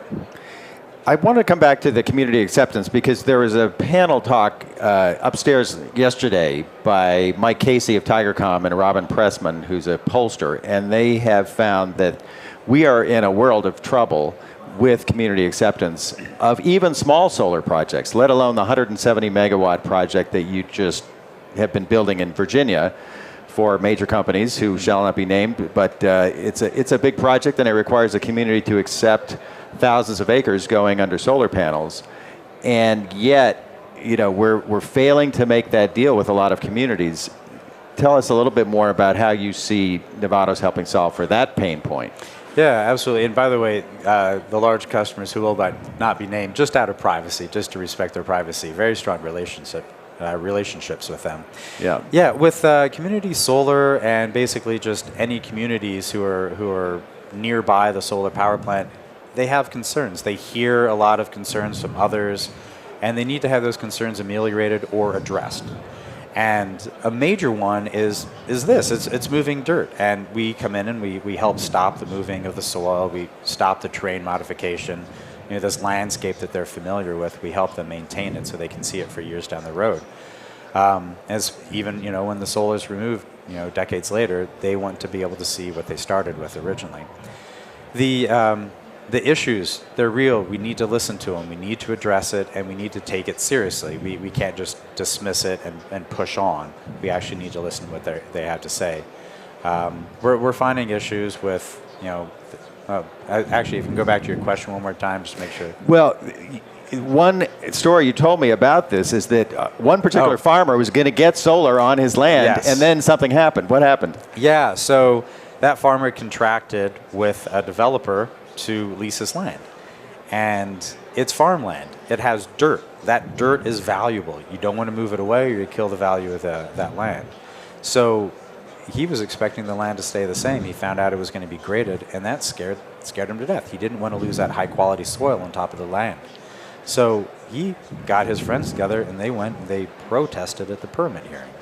And they got it to stop. He was willing to sacrifice this deal that this lucrative deal that he had struck, because he didn't want his land to be damaged. And in that particular case, did an all-terrain tracker solve for that, or that was before you were able to come and there are fix things that moving problem? there, yeah. It's an ongoing process. Okay.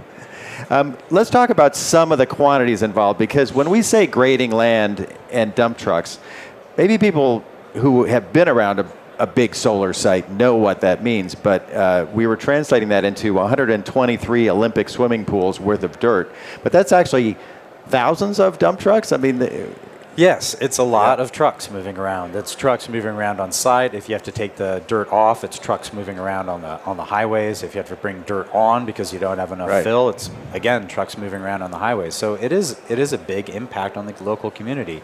Their ability to drive to work easily, their ability to not have roads that are torn up, just the traffic and the site of dealing with that. Even if the trucks are just moving around on the site, they're hearing them, they're seeing them. Dust and exhaust. You just don't want to see it. It is a stunning, modifying that train takes a stunning amount of equipment. There was another number that I recall from this Virginia project you just did. 170 megawatts in Virginia, using your trackers, saved 230,000 linear feet of steel. And we were doing the numbers just before the show here.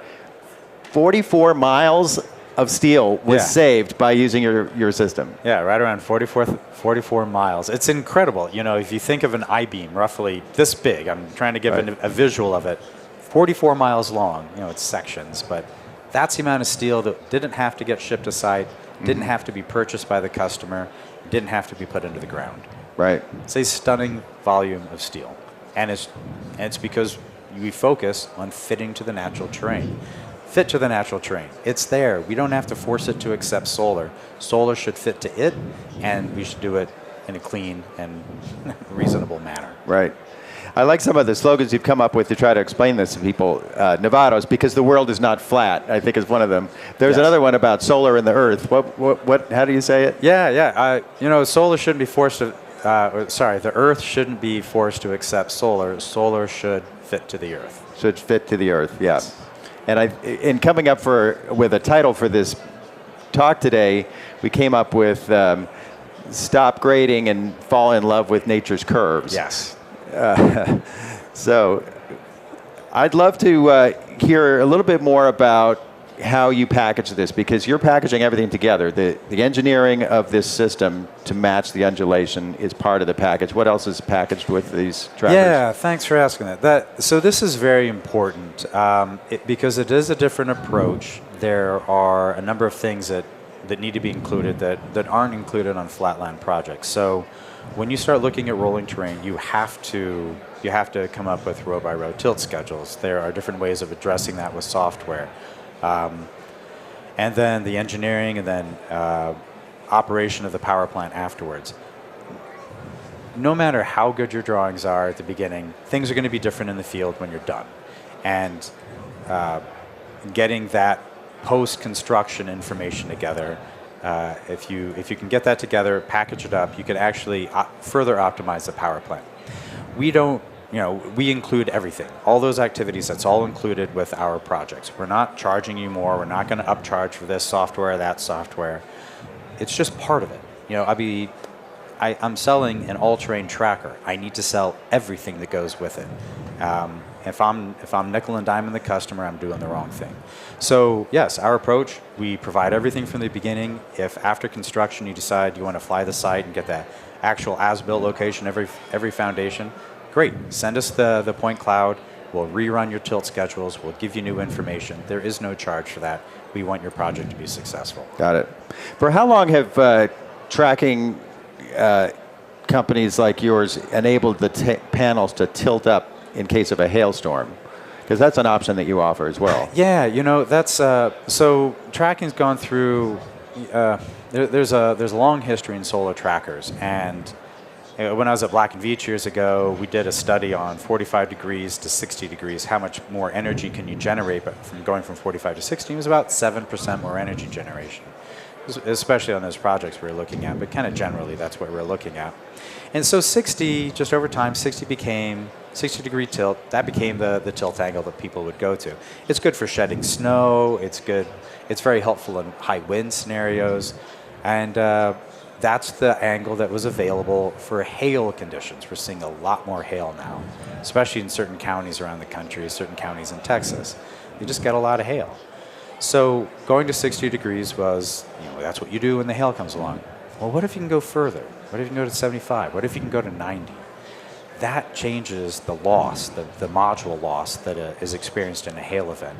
So yeah, we can go to 75 degrees. I think we were the first ones to file a patent on our 75-degree stow. It was the first one that I saw show up at the USPTO. It's something that's necessary. It's necessary in certain environments, maybe not every environment or every geography, but yes, it's something that we do now, and it takes some certain changes in the structure. There can be some additional costs, so if you want to explore it, you need to, let's explore it early, make sure those costs get accounted for. Usually just higher wind loads. But yeah, that's something that's available, and it's something that I expect to see more and more of. Yeah. Yeah. Well, the hail damage is really concerning when you see a picture of what it looks like after a hailstorm comes through. Panels have not been tilted up.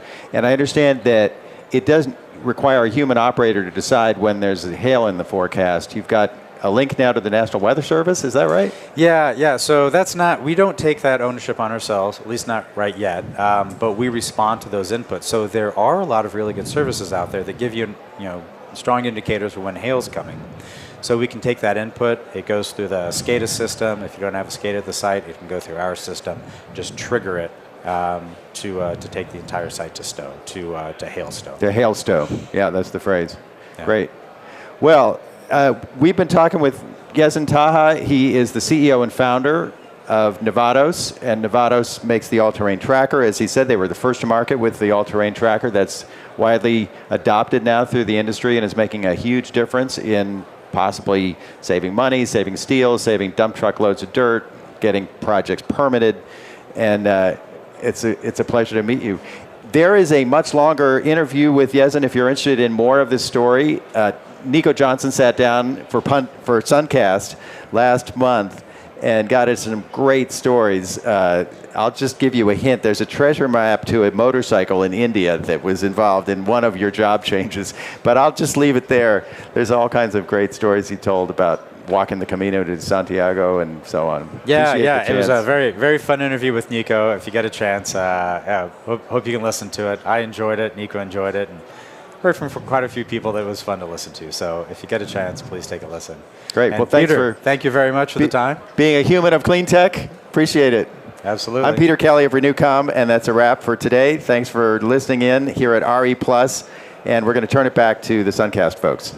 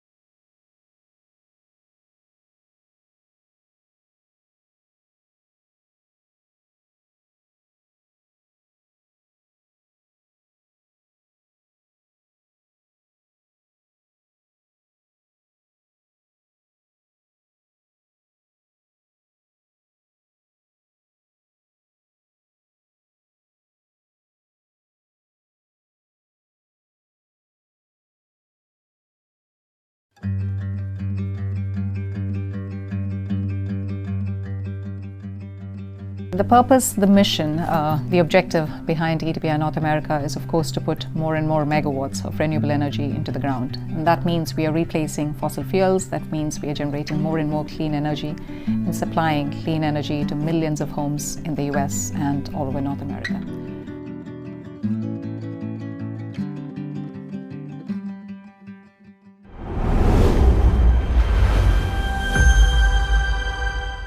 Energize a world where nature powers life itself. We're Terra Pro Solutions. We're not just consultants, we're real-world problem solvers. With more than 30 years experience, we've developed over 24 gigawatts of renewable energy projects across the US. We're trailblazers in renewable project development. From clearing title to mitigating risk along the development spectrum, we've paved the way for smooth transaction closings. Terra Pro Solutions, developing the energy for life.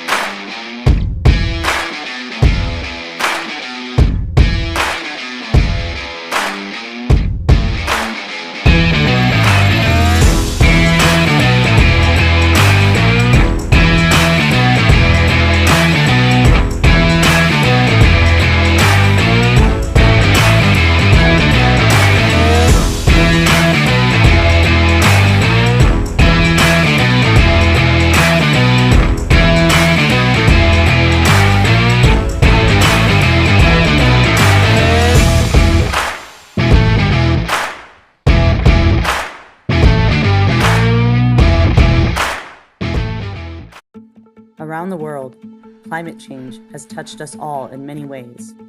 Heat waves, wildfires, floods, and hurricanes are no longer the exceptions. They are our new reality.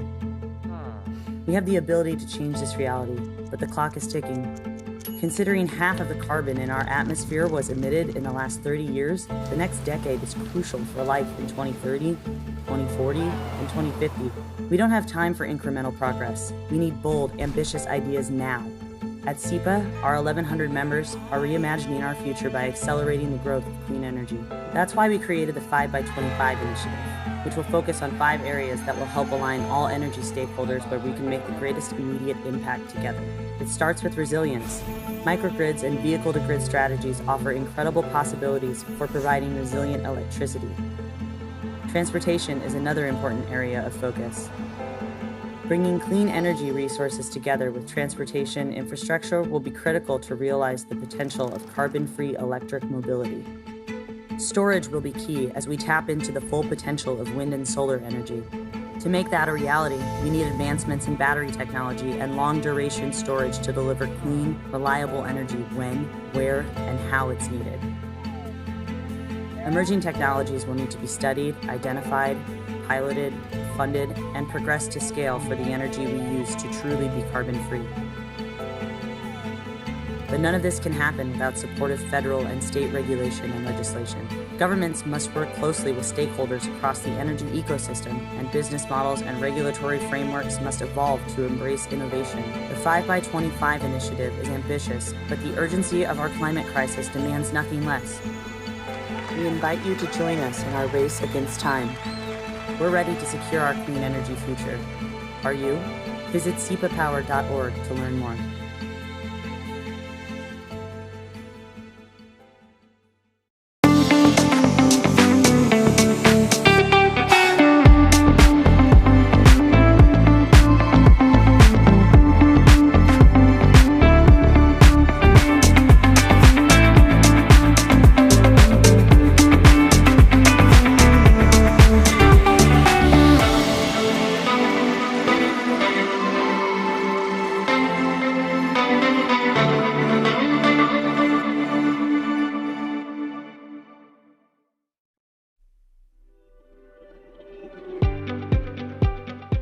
I'm here because, one, I want to know more about the renewable energy sector and help, show people what we have to offer and yeah, just see what's happening to the future for sustainability. Estoy súper feliz de participar en este evento tan profesional y creo que es una gran oportunidad para conocer a gente del sector y ampliar mi red profesional y sobre todo para encontrar nuevos partnerships para CV North America. I'm here to network. I work for a development company, and we're looking to expand our network and meet new people in the industry. Also to learn more about the industry and solar and renewable energy, and hopefully one day save the planet.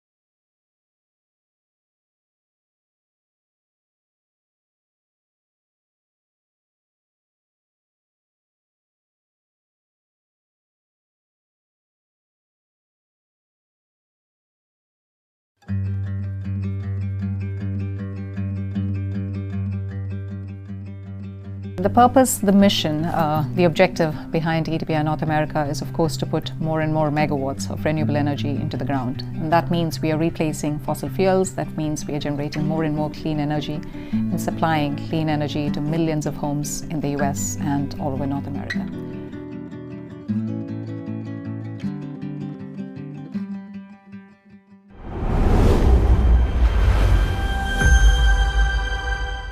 Energize a world where nature powers life itself. We're Terra Pro Solutions. We're not just consultants, we're real-world problem solvers. With more than 30 years' experience, we've developed over 24 gigawatts of renewable energy projects across the US. We're trailblazers in renewable project development. From clearing title to mitigating risk along the development spectrum, we've paved the way for smooth transaction closings. Terra Pro Solutions, developing the energy for life.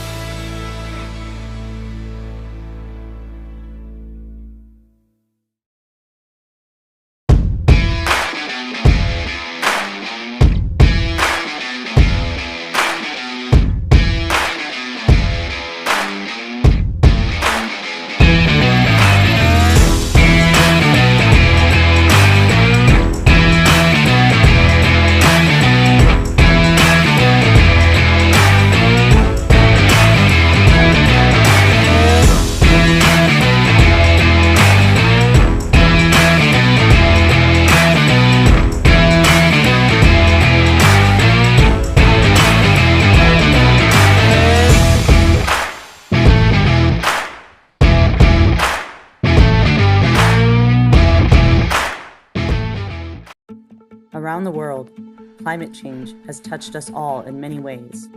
Heat waves, wildfires, floods, and hurricanes are no longer the exceptions. They are our new reality. We have the ability to change this reality, but the clock is ticking. Considering half of the carbon in our atmosphere was emitted in the last 30 years, the next decade is crucial for life in 2030, 2040, and 2050. We don't have time for incremental progress. We need bold, ambitious ideas now. At SEPA, our 1,100 members are reimagining our future by accelerating the growth of clean energy. That's why we created the 5x25 initiative, which will focus on 5 areas that will help align all energy stakeholders where we can make the greatest immediate impact together. It starts with resilience. Microgrids and vehicle-to-grid strategies offer incredible possibilities for providing resilient electricity.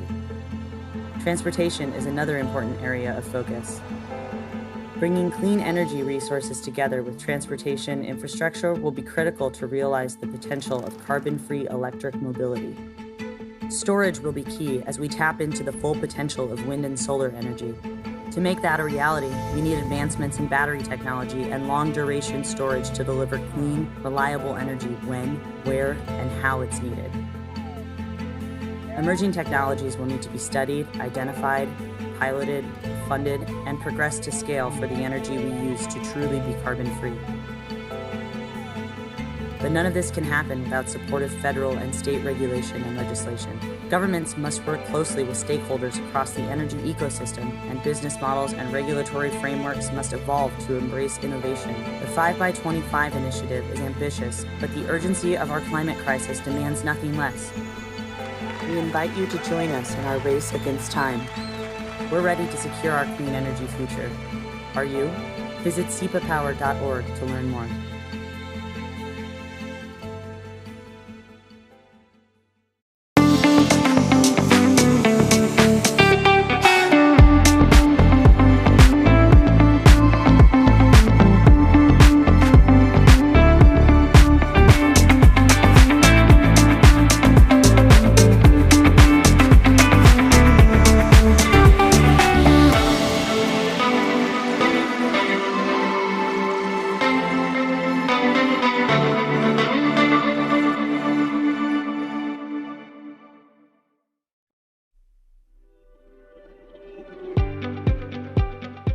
I'm here because one, I want to know more about the renewable energy sector and help, show people what we have to offer and yeah, just see what's happening to the future for sustainability. Estoy súper feliz de participar en este evento tan profesional y creo que es una gran oportunidad para conocer a gente del sector y ampliar mi red profesional y sobre todo para encontrar nuevos partnerships para CV North America.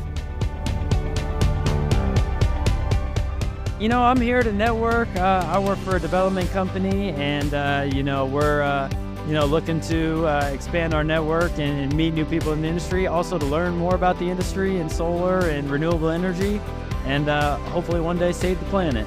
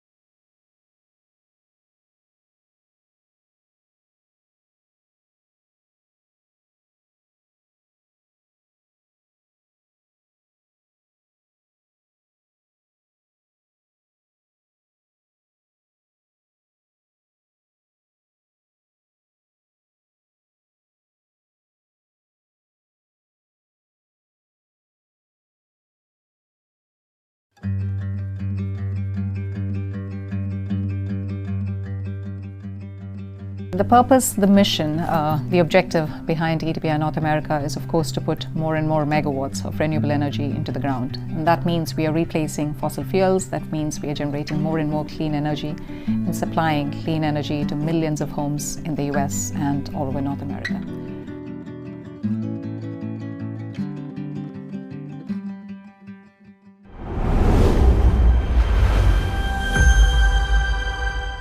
Energize a world where nature powers life itself.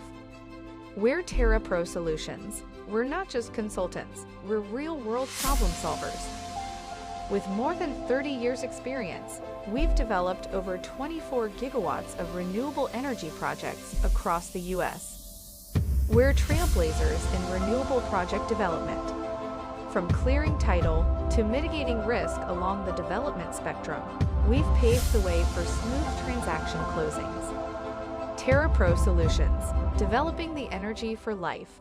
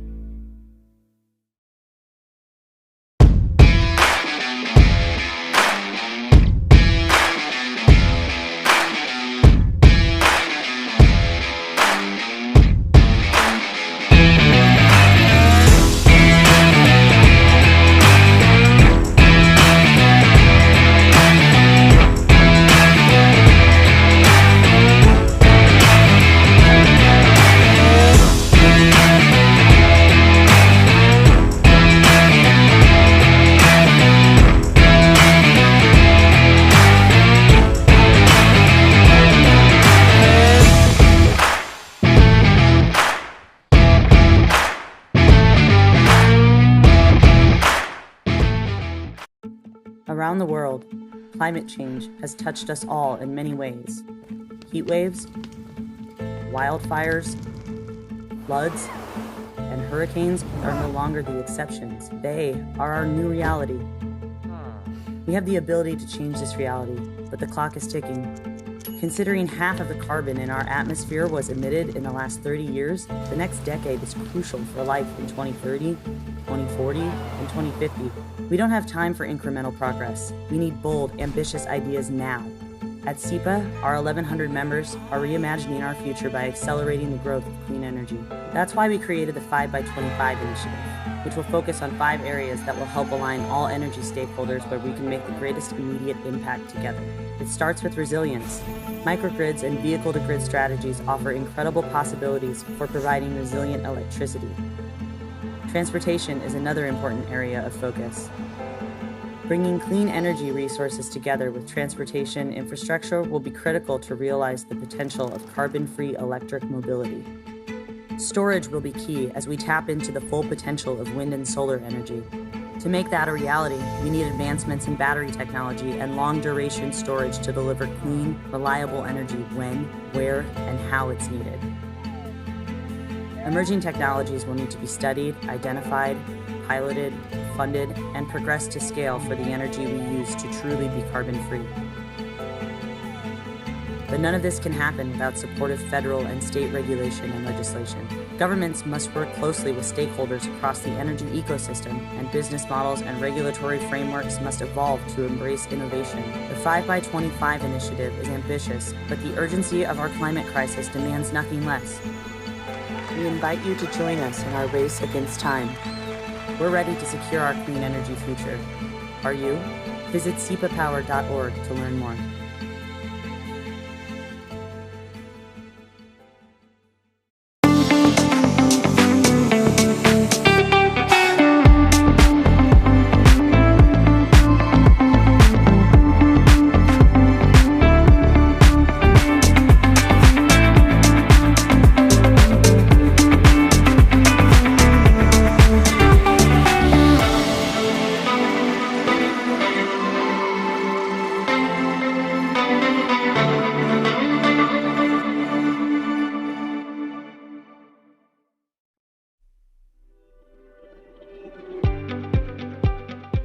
I'm here because, one, I want to know more about the renewable energy sector and help, show people what we have to offer and yeah, just see what's happening to the future for sustainability.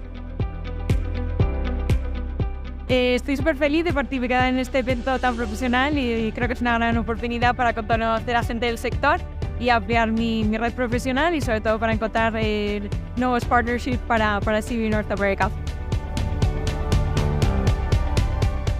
I'm here to network. I work for a development company, and we're looking to expand our network and meet new people in the industry. Also to learn more about the industry and solar and renewable energy, and hopefully one day save the planet.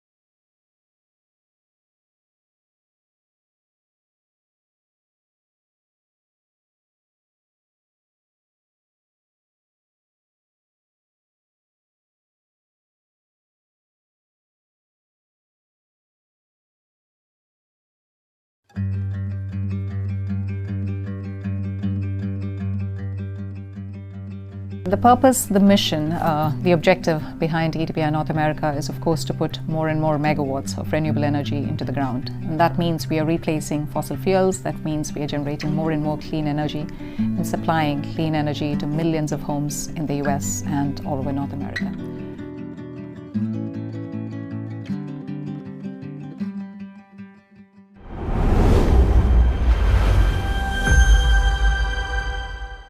energize a world where nature powers life itself. We're Terra Pro Solutions. We're not just consultants, we're real-world problem solvers. With more than 30 years' experience, we've developed over 24 gigawatts of renewable energy projects across the U.S. We're trailblazers in renewable project development. From clearing title to mitigating risk along the development spectrum, we've paved the way for smooth transaction closings. Terra Pro Solutions, developing the energy for life.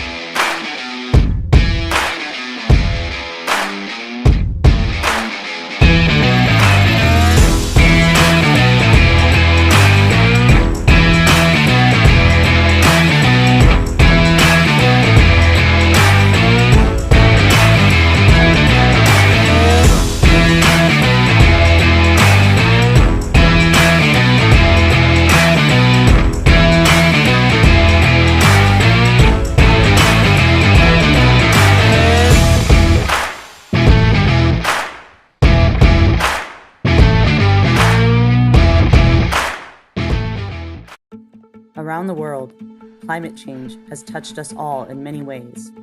Heat waves, wildfires, floods, and hurricanes are no longer the exceptions. They are our new reality. We have the ability to change this reality, but the clock is ticking. Considering half of the carbon in our atmosphere was emitted in the last 30 years, the next decade is crucial for life in 2030, 2040, and 2050. We don't have time for incremental progress. We need bold, ambitious ideas now. At SEPA, our 1,100 members are reimagining our future by accelerating the growth of clean energy. That's why we created the 5x25 initiative, which will focus on 5 areas that will help align all energy stakeholders where we can make the greatest immediate impact together. It starts with resilience. Microgrids and vehicle-to-grid strategies offer incredible possibilities for providing resilient electricity.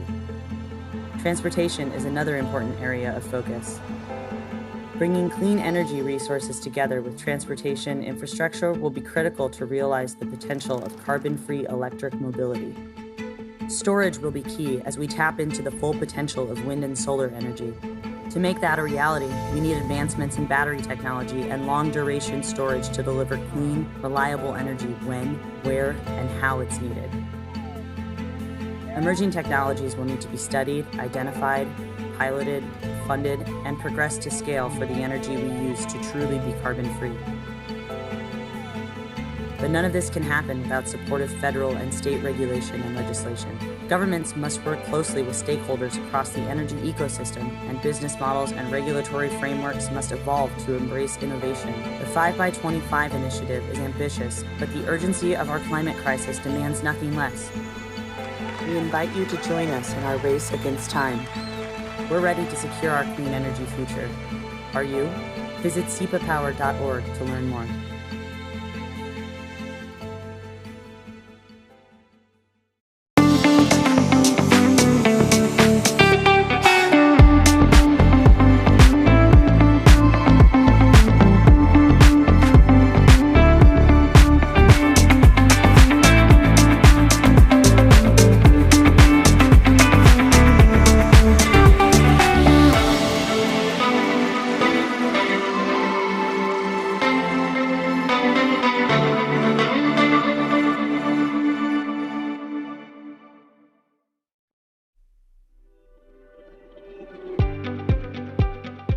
I'm here because, one, I want to know more about the renewable energy sector and help, show people what we have to offer, and yeah, just see what's happening to the future for sustainability.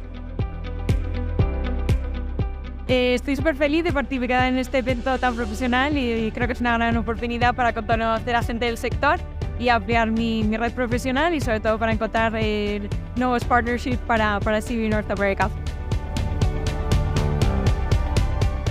You know, I'm here to network. I work for a development company, and we're looking to expand our network and meet new people in the industry. Also to learn more about the industry and solar and renewable energy, and hopefully one day save the planet.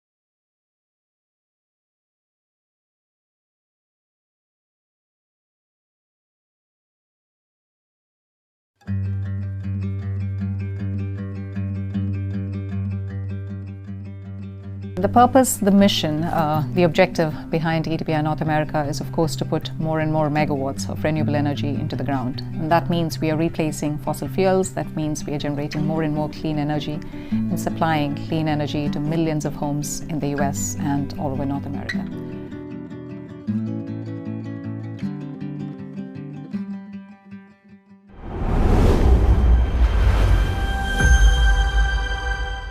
Energize a world where nature powers life itself.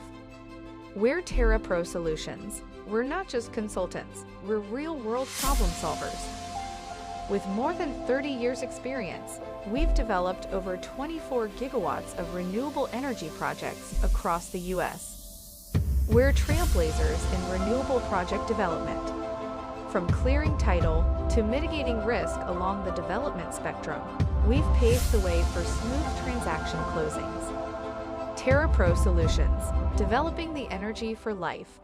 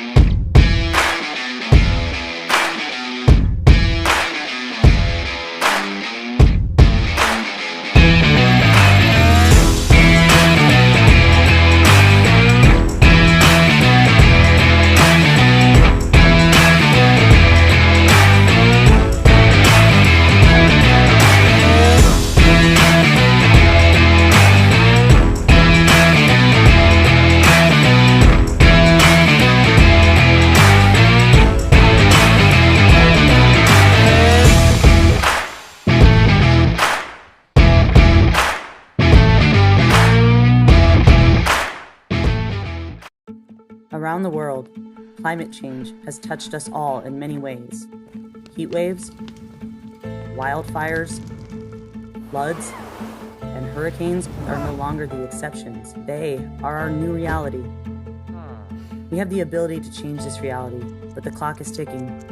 Considering half of the carbon in our atmosphere was emitted in the last 30 years, the next decade is crucial for life in 2030, 2040, and 2050. We don't have time for incremental progress. We need bold, ambitious ideas now. At SEPA, our 1,100 members are reimagining our future by accelerating the growth of clean energy. That's why we created the 5x25 initiative, which will focus on 5 areas that will help align all energy stakeholders where we can make the greatest immediate impact together. It starts with resilience. Microgrids and vehicle-to-grid strategies offer incredible possibilities for providing resilient electricity. Transportation is another important area of focus. Bringing clean energy resources together with transportation infrastructure will be critical to realize the potential of carbon-free electric mobility. Storage will be key as we tap into the full potential of wind and solar energy. To make that a reality, we need advancements in battery technology and long-duration storage to deliver clean, reliable energy when, where, and how it's needed. Emerging technologies will need to be studied, identified, piloted, funded, and progressed to scale for the energy we use to truly be carbon-free. But none of this can happen without supportive federal and state regulation and legislation. Governments must work closely with stakeholders across the energy ecosystem, and business models and regulatory frameworks must evolve to embrace innovation. The 5x25 initiative is ambitious, but the urgency of our climate crisis demands nothing less. We invite you to join us in our race against time. We're ready to secure our clean energy future. Are you? Visit sepapower.org to learn more.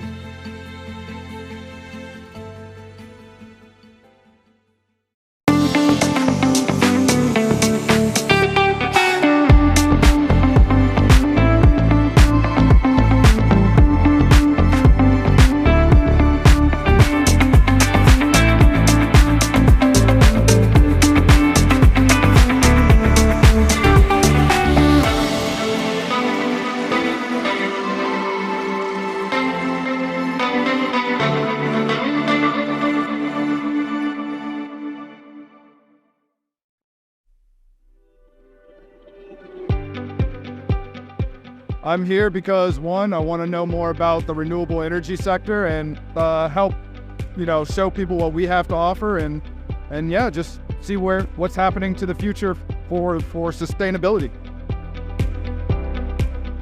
Estoy súper feliz de participar en este evento tan profesional y creo que es una gran oportunidad para conocer a gente del sector y ampliar mi red profesional y sobre todo para encontrar nuevos partnerships para CV North America.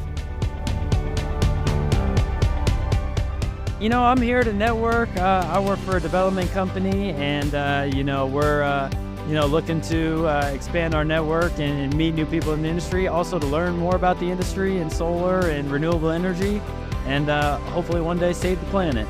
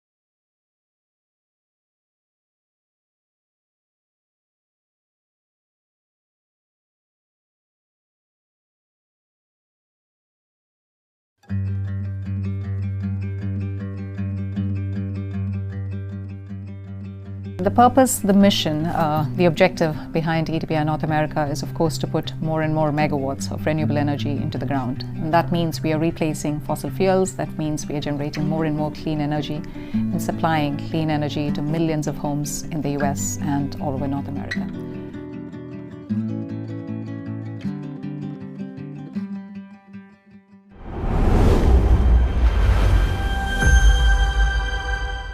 Energize a world where nature powers life itself. We're Terra Pro Solutions. We're not just consultants, we're real-world problem solvers. With more than 30 years' experience, we've developed over 24 gigawatts of renewable energy projects across the U.S. We're trailblazers in renewable project development.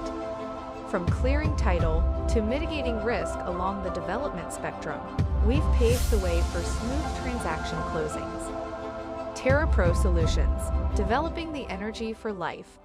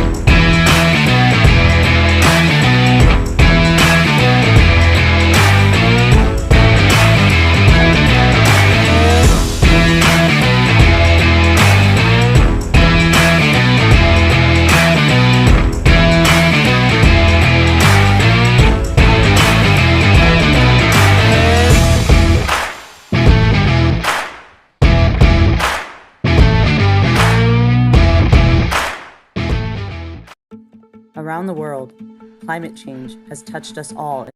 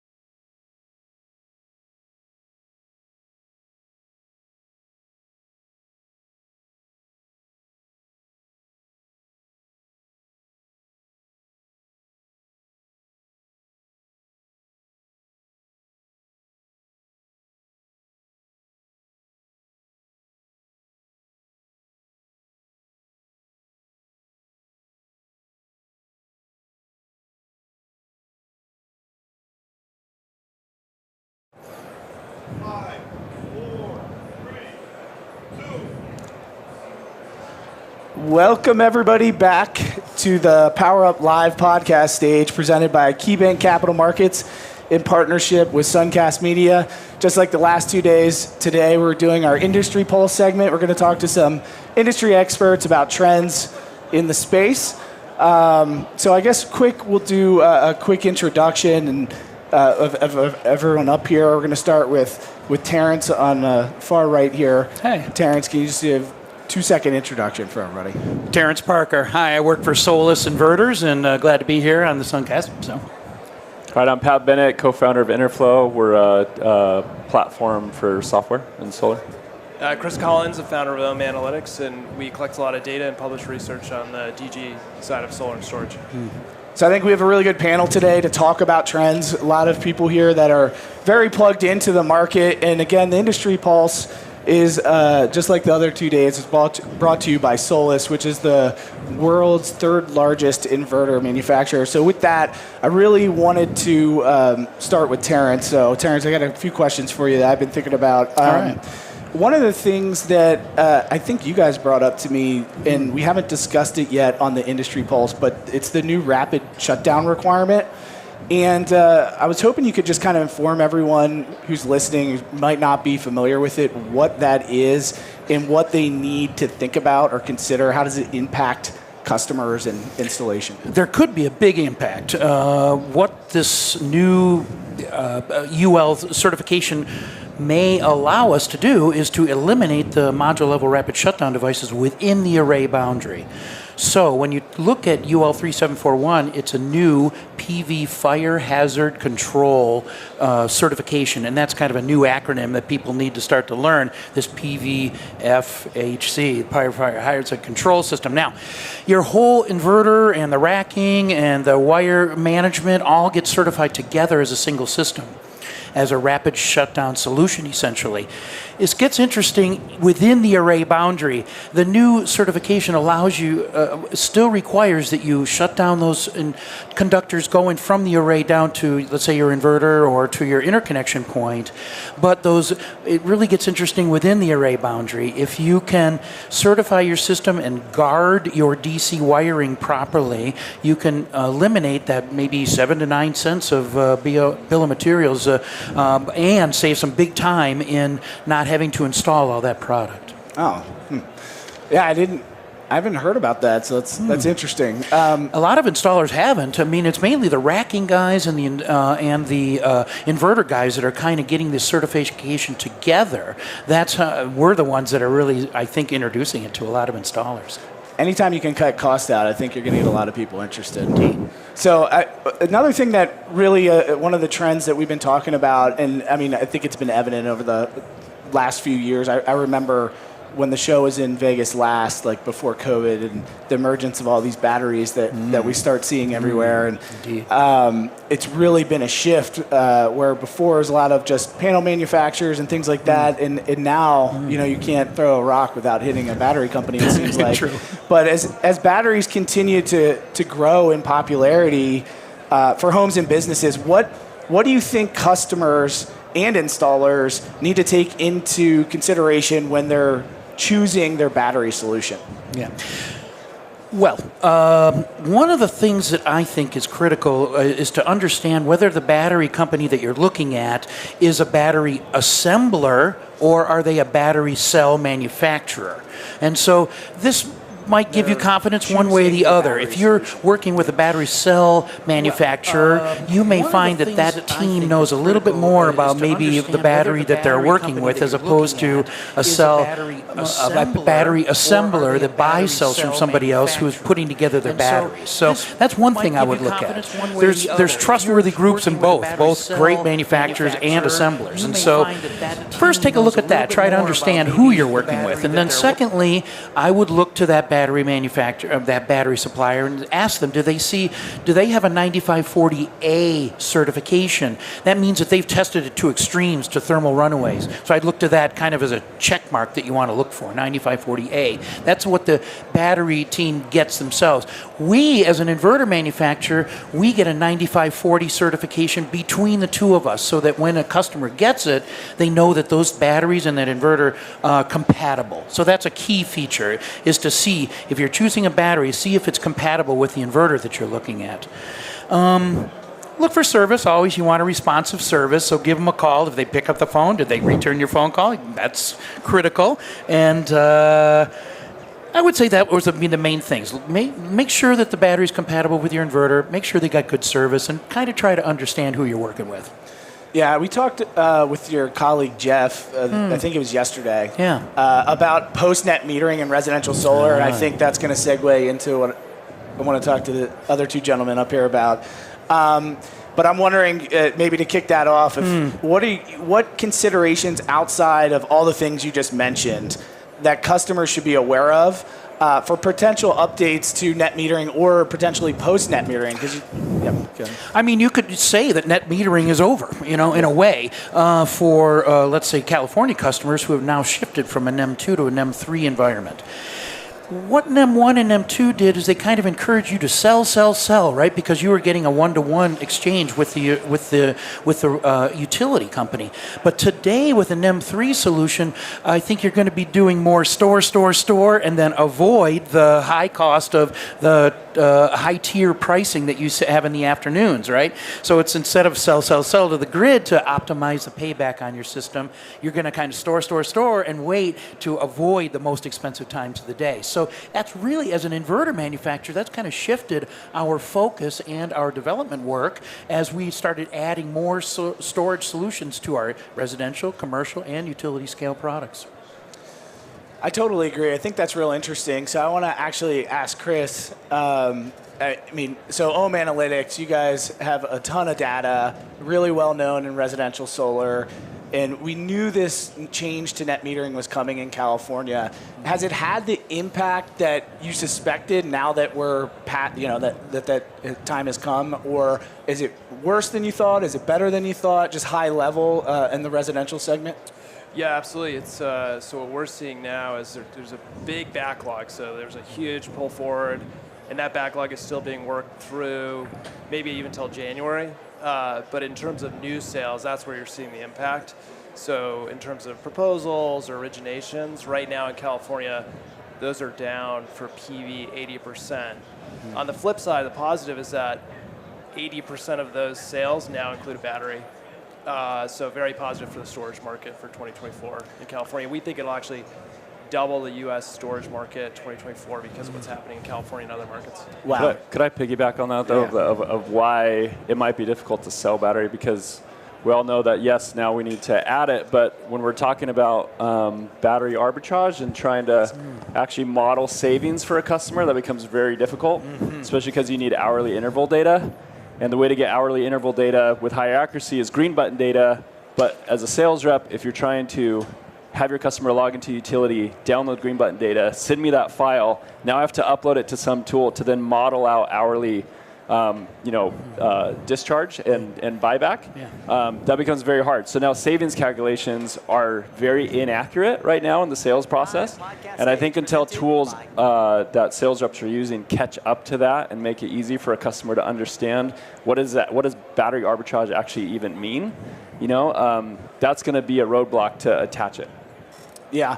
So I want to ask you a question, and I would like to get your opinion, and certainly, Terrence, if you have an opinion, I'd like to hear that as well. But so you had mentioned, Chris, about the battery attachment, and you're seeing this huge increase. Again, I think you caveat that's mostly California. Are you seeing an increase in battery attachment in other states that aren't post-net metering, or do you think it's largely just California? And if that's the case, when do you think other states will catch on and you'll start seeing higher attachment rates in residential in those markets? Yeah, right now it's definitely concentrated in a few markets, California, but also Hawaii. Hawaii has a very high attachment rate, especially with their Battery Plus program that's been going on. So, it's very concentrated in a few states. Also, Puerto Rico is a big market.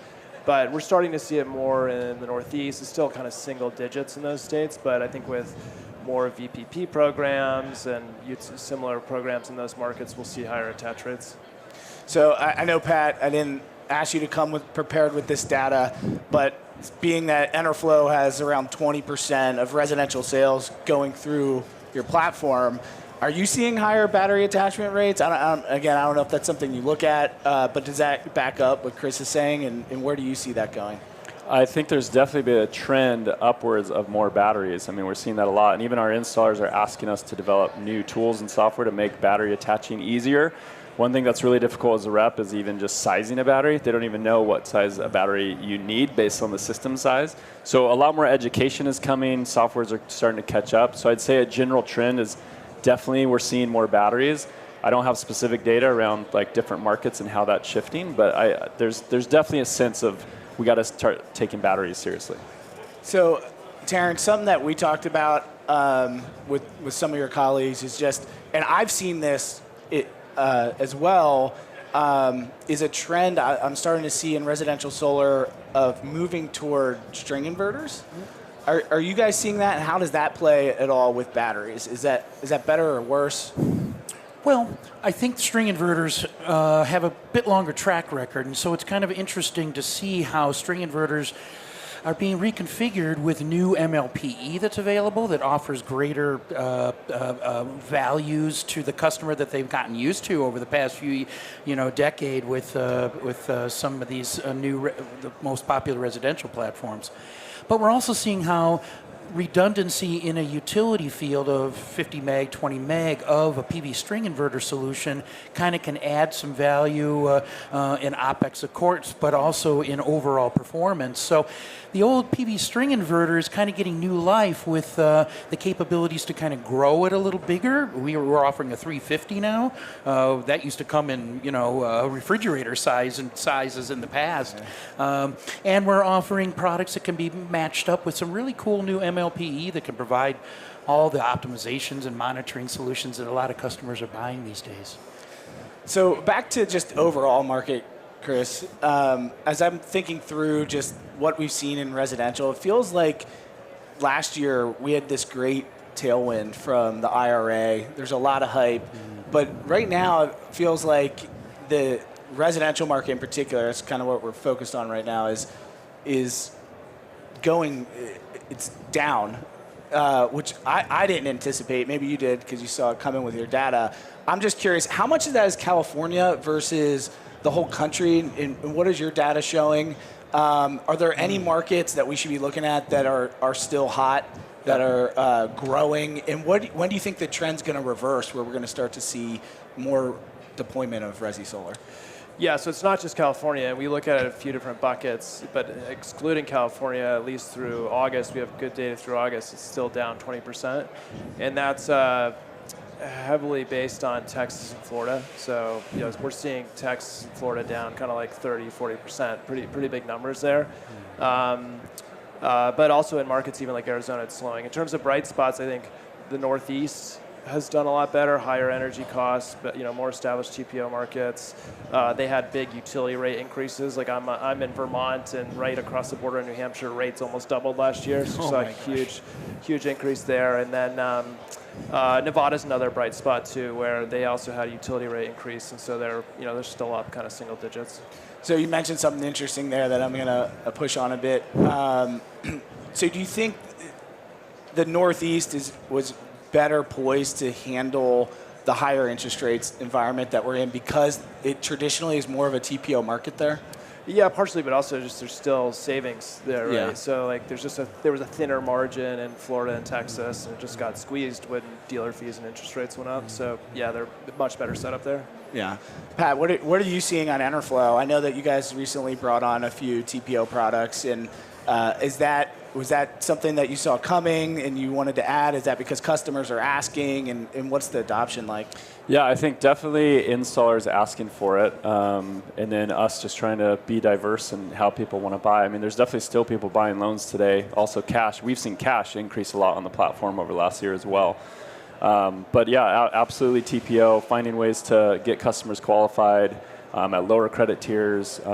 It's been something we knew that we had to move to. I think we got there a little later than we would have liked, but we see the market still shifting a lot of volume there, and I think next year will be even a bigger TPO year. That trend's going to continue. When do you think when are you predicting, I'll put you on the spot, that the market's going to... Right, yeah, that's that. Yeah, I mean, so we have a forecast for 2024. And I think kind of like Q3, Q4, hopefully see a rebound. Some of the benefits of the IRA, you're comping against lower numbers in Florida and Texas during that period too. So hopefully Q3 or Q4. Of next year? Of next year, yeah. I mean, we're hoping for earlier. We're doing a lot of things to help make it happen earlier, but realistically, probably those quarters. Yeah, I think everyone's hoping it's earlier, but that's a little further out than I expected. I'm not That's also, those are on install numbers, so I think you may be thinking about originations and sales, so that might happen earlier. The common denominator we use is installs. Yeah, that's actually a really good call out, because that is how I think about it. I think about it, especially like from the Enerflow side, more on the front end sales and what you're seeing. Pat, in general, are you seeing a decline in in sales for partners on Enerflow, or is it a mixed bag, some growing, some not? Because this has to, I mean, you guys see so much come through that I would think that this would be reflected in, in the customer base. Yeah, I think it's a mixed bag. I mean, we have states that, like Ohio and Arkansas and others, that are growing like crazy. It kind of just depends on where these installers or sales orgs find a way to go and find a niche and, bang out some sales for a while. So there are markets growing very fast. But definitely other markets that are a little more mature, been around longer, those are the ones that we see flat or declining this year. Okay. That's interesting. So what do you think's driving the growth in states like Ohio? That's one I need to understand that state better. I don't know. I mean, yeah. Yeah, I know they don't have full, it's like monthly net metering, so it's a little challenge there. And they historically have low energy rates. Back to what you were saying, that's one of the things that I tell people when we talk about not only have interest rates risen faster than any time in history, but so have utility rates. Yep. And that's really what drives, as you were saying, a lot more TPO, because now you're creating value there where the interest rate is high, but there's enough spread where customers can save money. And I should say I hate using acronyms, so TPO is just a fancy word for lease. For those listening, it's third-party ownership, so I just wanted to be clear on that.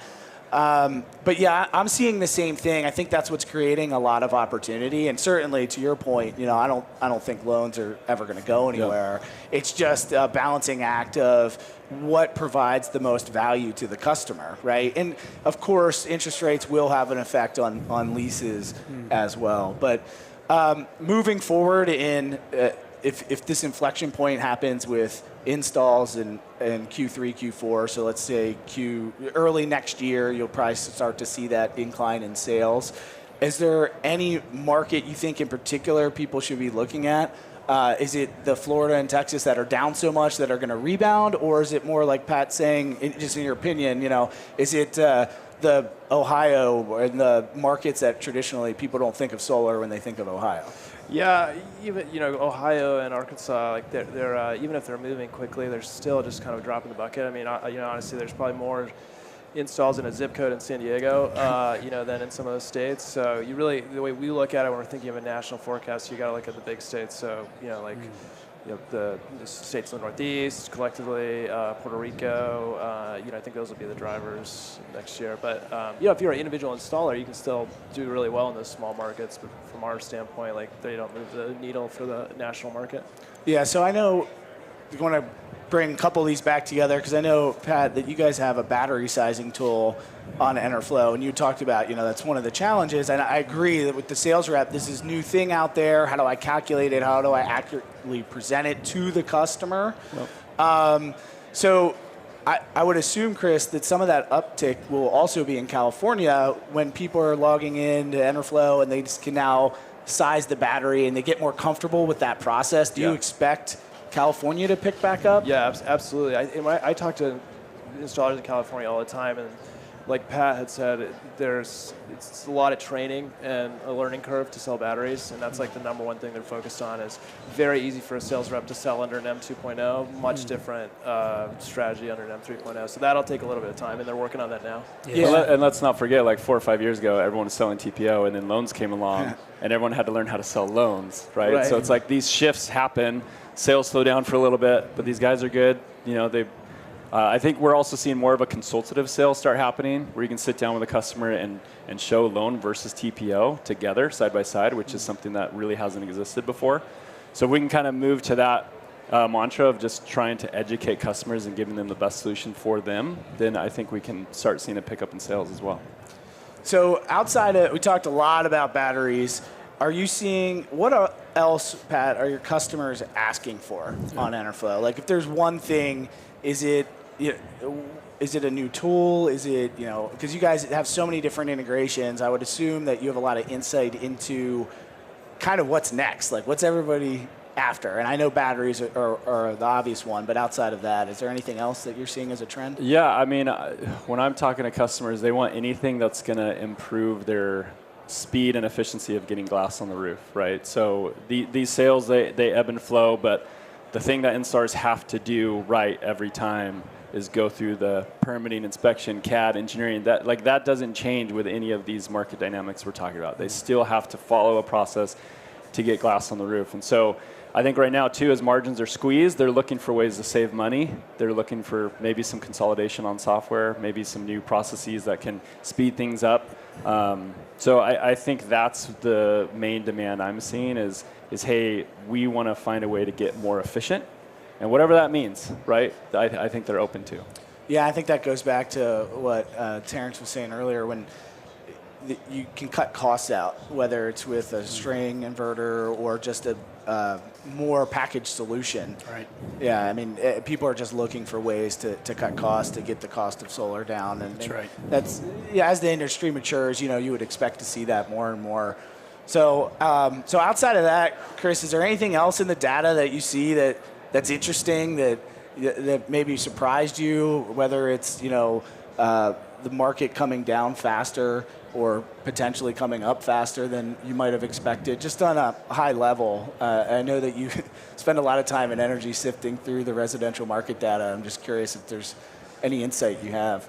Yeah, it's interesting to look at it like under the surface of which companies are doing well, and that there's even in a down market, down 20%, like there's still companies that are expanding and doing well. And so, like Pat's comment, like if you have good processes and a sharp team, like there's still opportunity. So that's what I'm always surprised at. These companies are still growing in a really down market. Yeah, I mean, I see that a lot too, just throughout my network. I mean, you talk about Florida and Texas were the fastest growing markets, right? And so they're down. So it's not just a California thing because those markets are down. But I know companies that are thriving right now. And I do think part of that is, as we talked about, there has been a shift to third-party ownership. And that's one of my theories. I don't know. It's my theory that I think Florida seemed to fare a little bit better because they do have a higher utility rate. I'm in Duke, and ours is over 17 cents, whereas pre-COVID, like 2019, that was probably a 10-cent market. I mean, so again, massive gap. So to make the leap, even though it is an education process, as Pat said, for reps, but the ones that are successfully able to make that transition and have another product or alternative seem to be doing a little bit better. So that's my theory about the difference between Texas and Florida, because Texas has the added challenge too of just net metering being fully deregulated. The net metering lies with the supplier and not the utility, and it's really the only market that functions that way, which adds risk to TPO. So that's why it can be kind of a tough nut to crack, and without having that other tool in your toolkit, as interest rates are going up, then the market is going to be down more than others. At least that's my theory. Yeah, I think the other thing too at an installer level is what happened was just access to capital on the M1 payments and stuff too. So I think companies that were relying on that more, took it harder, and some companies were not, and just kept going. So that's a phenomenal point. Actually, I wasn't even thinking about that. But what he's referring to is when we say M1, a lot of times installers will get an upfront payment from the finance company at notice to proceed, which is milestone 1 in a lot of people's vernacular.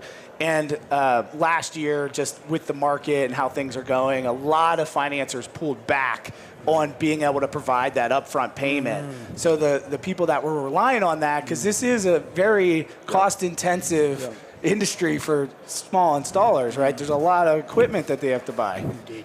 So obviously that's going to have an effect on the market. But I'm as probably everyone in the show, an evangelist for residential solar, and it pains me to see it down because I didn't think I would have a year in the foreseeable future where it'd be down, but also, that's why they call it the solar coaster, I guess. For sure, yeah, us too. I mean, we're in the market of providing a good forecast, but we're also creating a lot of tools to help people think about where to expand. So we are definitely fully vested in trying to make it better. Do you think that, maybe, Pat, this would be an interesting question for you. Do you think that we are getting to a point where people are going to start buying solar instead of being sold solar? Yeah, I mean, I think that shift's happening. I mean, if you look at the adoption curve of any new technology, you always have that. You have the people in the very beginning who they'll just buy it just because it's good for the environment, right? And then you have the next group of people who start to think about savings, and the next group, it's like, oh, my friends did it, so now I want to do it. I think solar's starting to get that, where you see it enough on roofs, you've heard enough, success stories from your friends or neighbors who've done it, where now it's like, oh, I actually should look into this. And you start comparing quotes more, which I think is also hurt some sales in some places, is that some installers, they were the only game in town, and all of a sudden there's more competition, and they can't sell it for $550 a watt anymore because there's someone else coming at $420. So yeah, I think that's a big part of it, is consumers are understanding it more. It's becoming a household thing. It's not this weird concept of I'm putting ugly panels up on my roof and I'm getting power for myself. So I think we'll start seeing that more, and more outbound from customers and new ways to sell solar than we've seen before. Yeah, I mean, I could speak personally. As I said, I just moved to Florida, and my old house had solar, but no battery. My new house is going to have a battery. Yeah. So I'm working on that now. So I guess I think we're coming up on time. I'd like just to kind of wrap up the segment with just any prediction you have for next year, and kind of already gave a few, but if there's anything that you think that we should be looking out for, and if everybody wants to give an opinion of what trend they think we'll be talking about at next RE+, I think would be a great way to end. So I don't know, Chris, do you want to start? Yeah, we'll be paying very close attention to California. It's a kind of bellwether for the rest of the country of what might happen with other net metering changes and how quickly the industry can adjust. So, and that'll be a big needle mover for next year. So that's where we're going to spend most of our time. What do you think, Pat? Yeah, what's funny is I think last year the prediction was labor shortage was going to be the big problem this year. Now it's not really the problem because there's other issues that everyone's facing. I think next year it's going to be all about efficiency and people just lowering their costs and overhead and being more cash flow conscious, and just trying to run a better business and not trying to focus on super fast growth, but just 30% growth, is a good thing year over year instead of trying to go like 100 or 200% growth. What do you think as a manufacturer? What do you think will be different next RE+ from this one? Well, I hope there's a bit more focus on communication with your system so that you can get a clear understanding of what's going on. And I think there's going to be a big trend towards commercial storage. We're seeing uptake of residential storage, but I think commercial business owners are looking at it from a little bit different point of view, and what they can use with their storage during the day, as opposed to a residential who might be looking a little bit of this arbitrage, but really their focus is resiliency and security and that sort of thing. Whereas in a business, they're thinking daily arbitrage of that battery for peak shaving, low demand, that sort of stuff. So I think that'll be a big trend next year. That's awesome. Well, I really appreciate you guys coming up here to talk about industry trends. I think this was a great segment. For those listening, we're live at RE+ at the PowerUp podcast stage, presented by KeyBank Capital Markets in partnership with Suncast Media. And this is the Industry Pulse brought to you by Solus, one of the largest inverter manufacturers in the world. As always, I'm your host, Nathan Giovanelli. If you want to find me, you can go check me out on LinkedIn. Make sure you subscribe to my podcast, Limitless with Nathan Giovanelli. And as always, remember, you are limitless. Thanks, everybody. All right. Thanks. Nathan.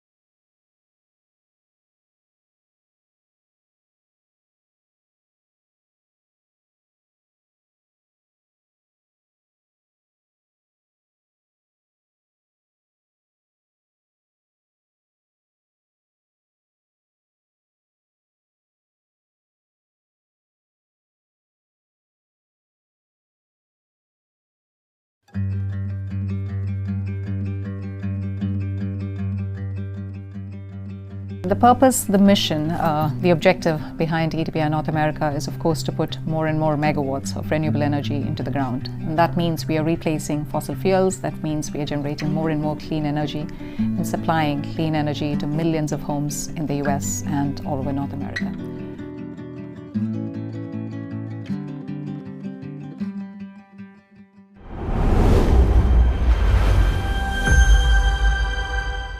Energize a world where nature powers life itself.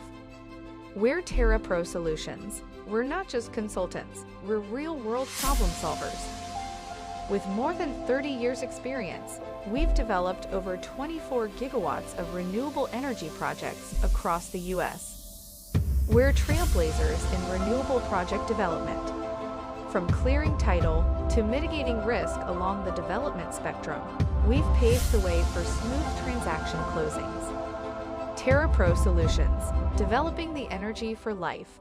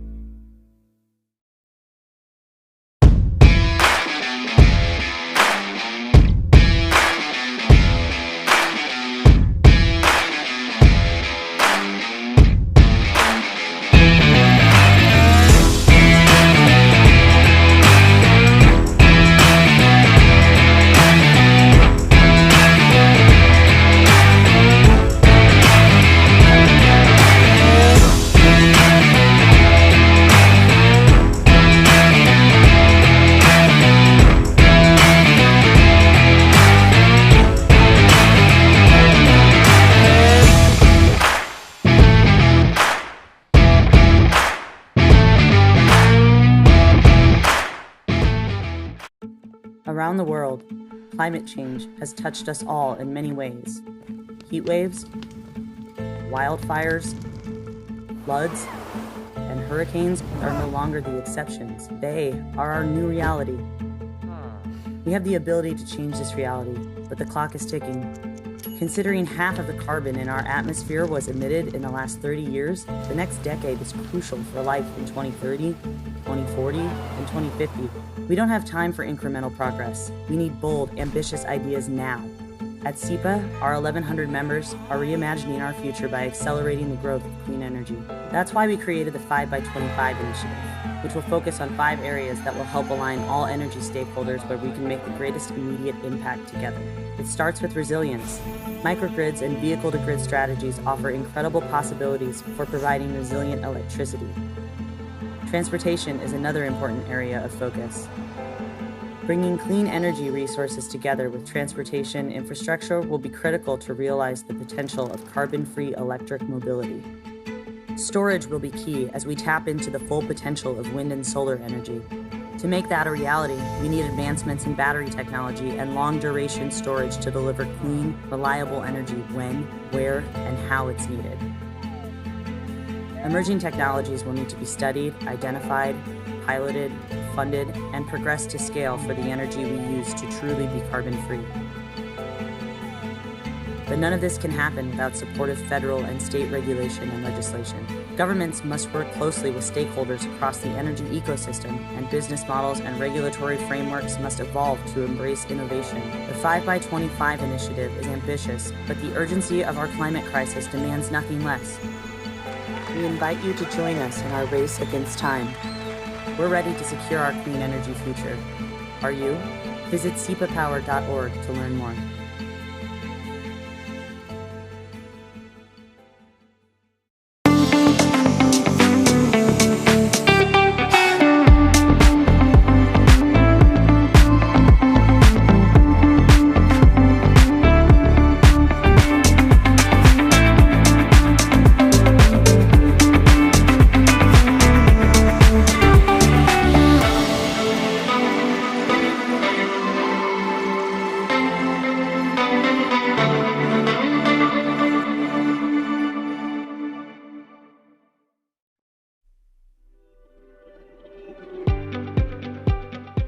I'm here because, one, I want to know more about the renewable energy sector and help, show people what we have to offer and yeah, just see what's happening to the future for sustainability. Estoy súper feliz de participar en este evento tan profesional y creo que es una gran oportunidad para conocer a gente del sector y ampliar mi red profesional y sobre todo para encontrar nuevos partnerships para CV North America.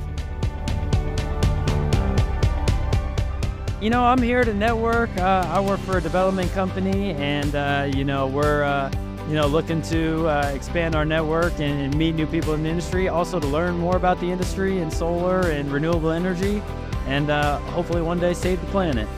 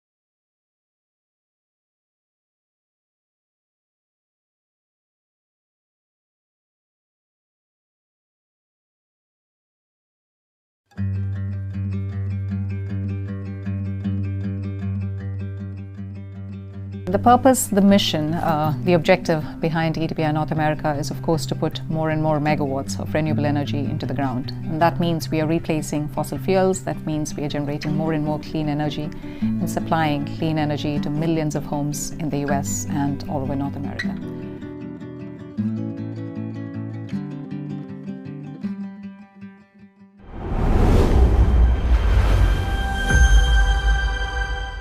Energize a world where nature powers life itself.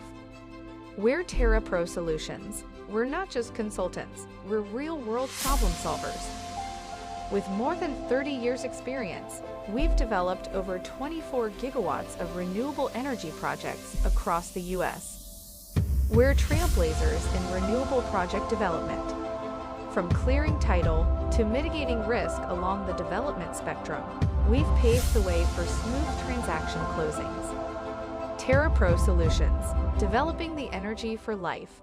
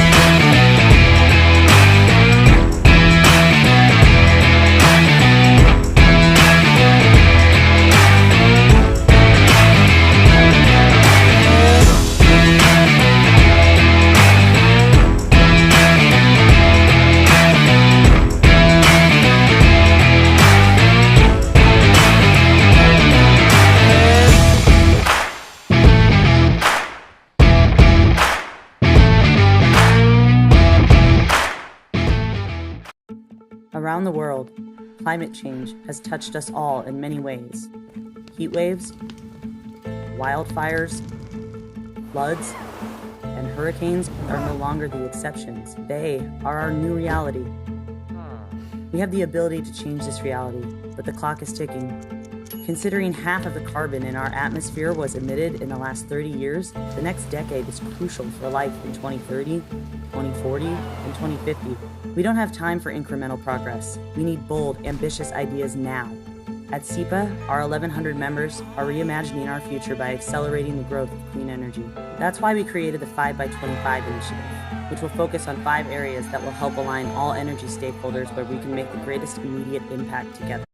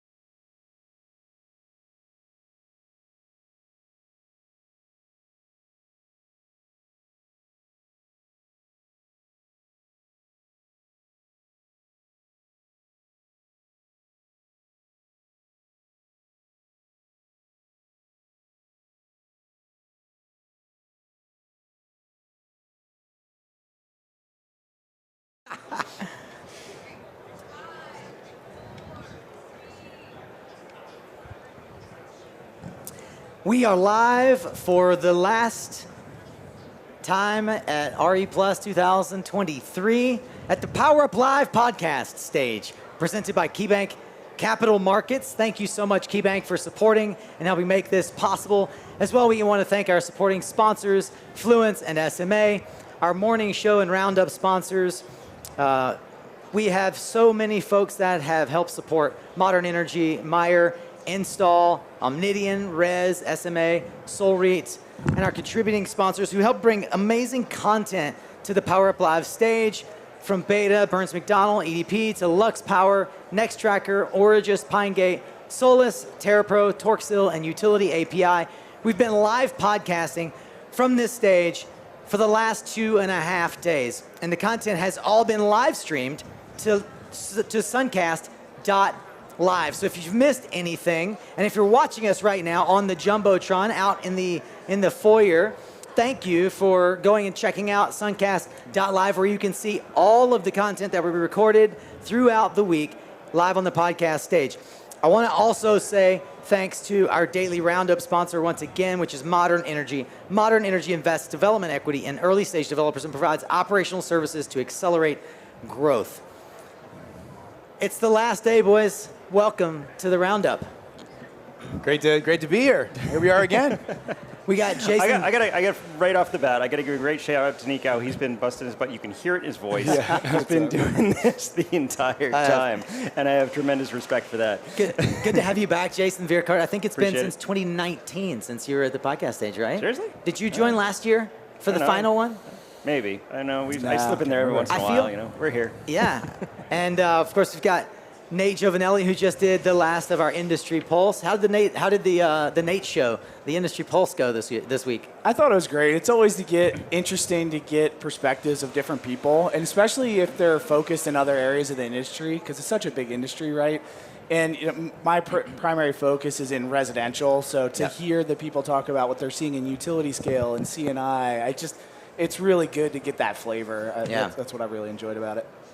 We're going to do a bit of a swag roundup here, and we're going to talk some about our roundup of ideas, things that we learned, things that caught our attention or caught us by surprise. But I also want to say thanks to Lux Power. Lux Power is the all-in-one energy solution provider. They were at booth 5521, and they have an advanced hybrid, off-grid, three-phase, and DC retrofit solution. You can experience SunPower every day with Lux Power. Hopefully you guys had a chance to go visit Lux Power, and if you didn't, we have a link to Lux Power on the suncast.live site as one of our supporting sponsors. Please check them out.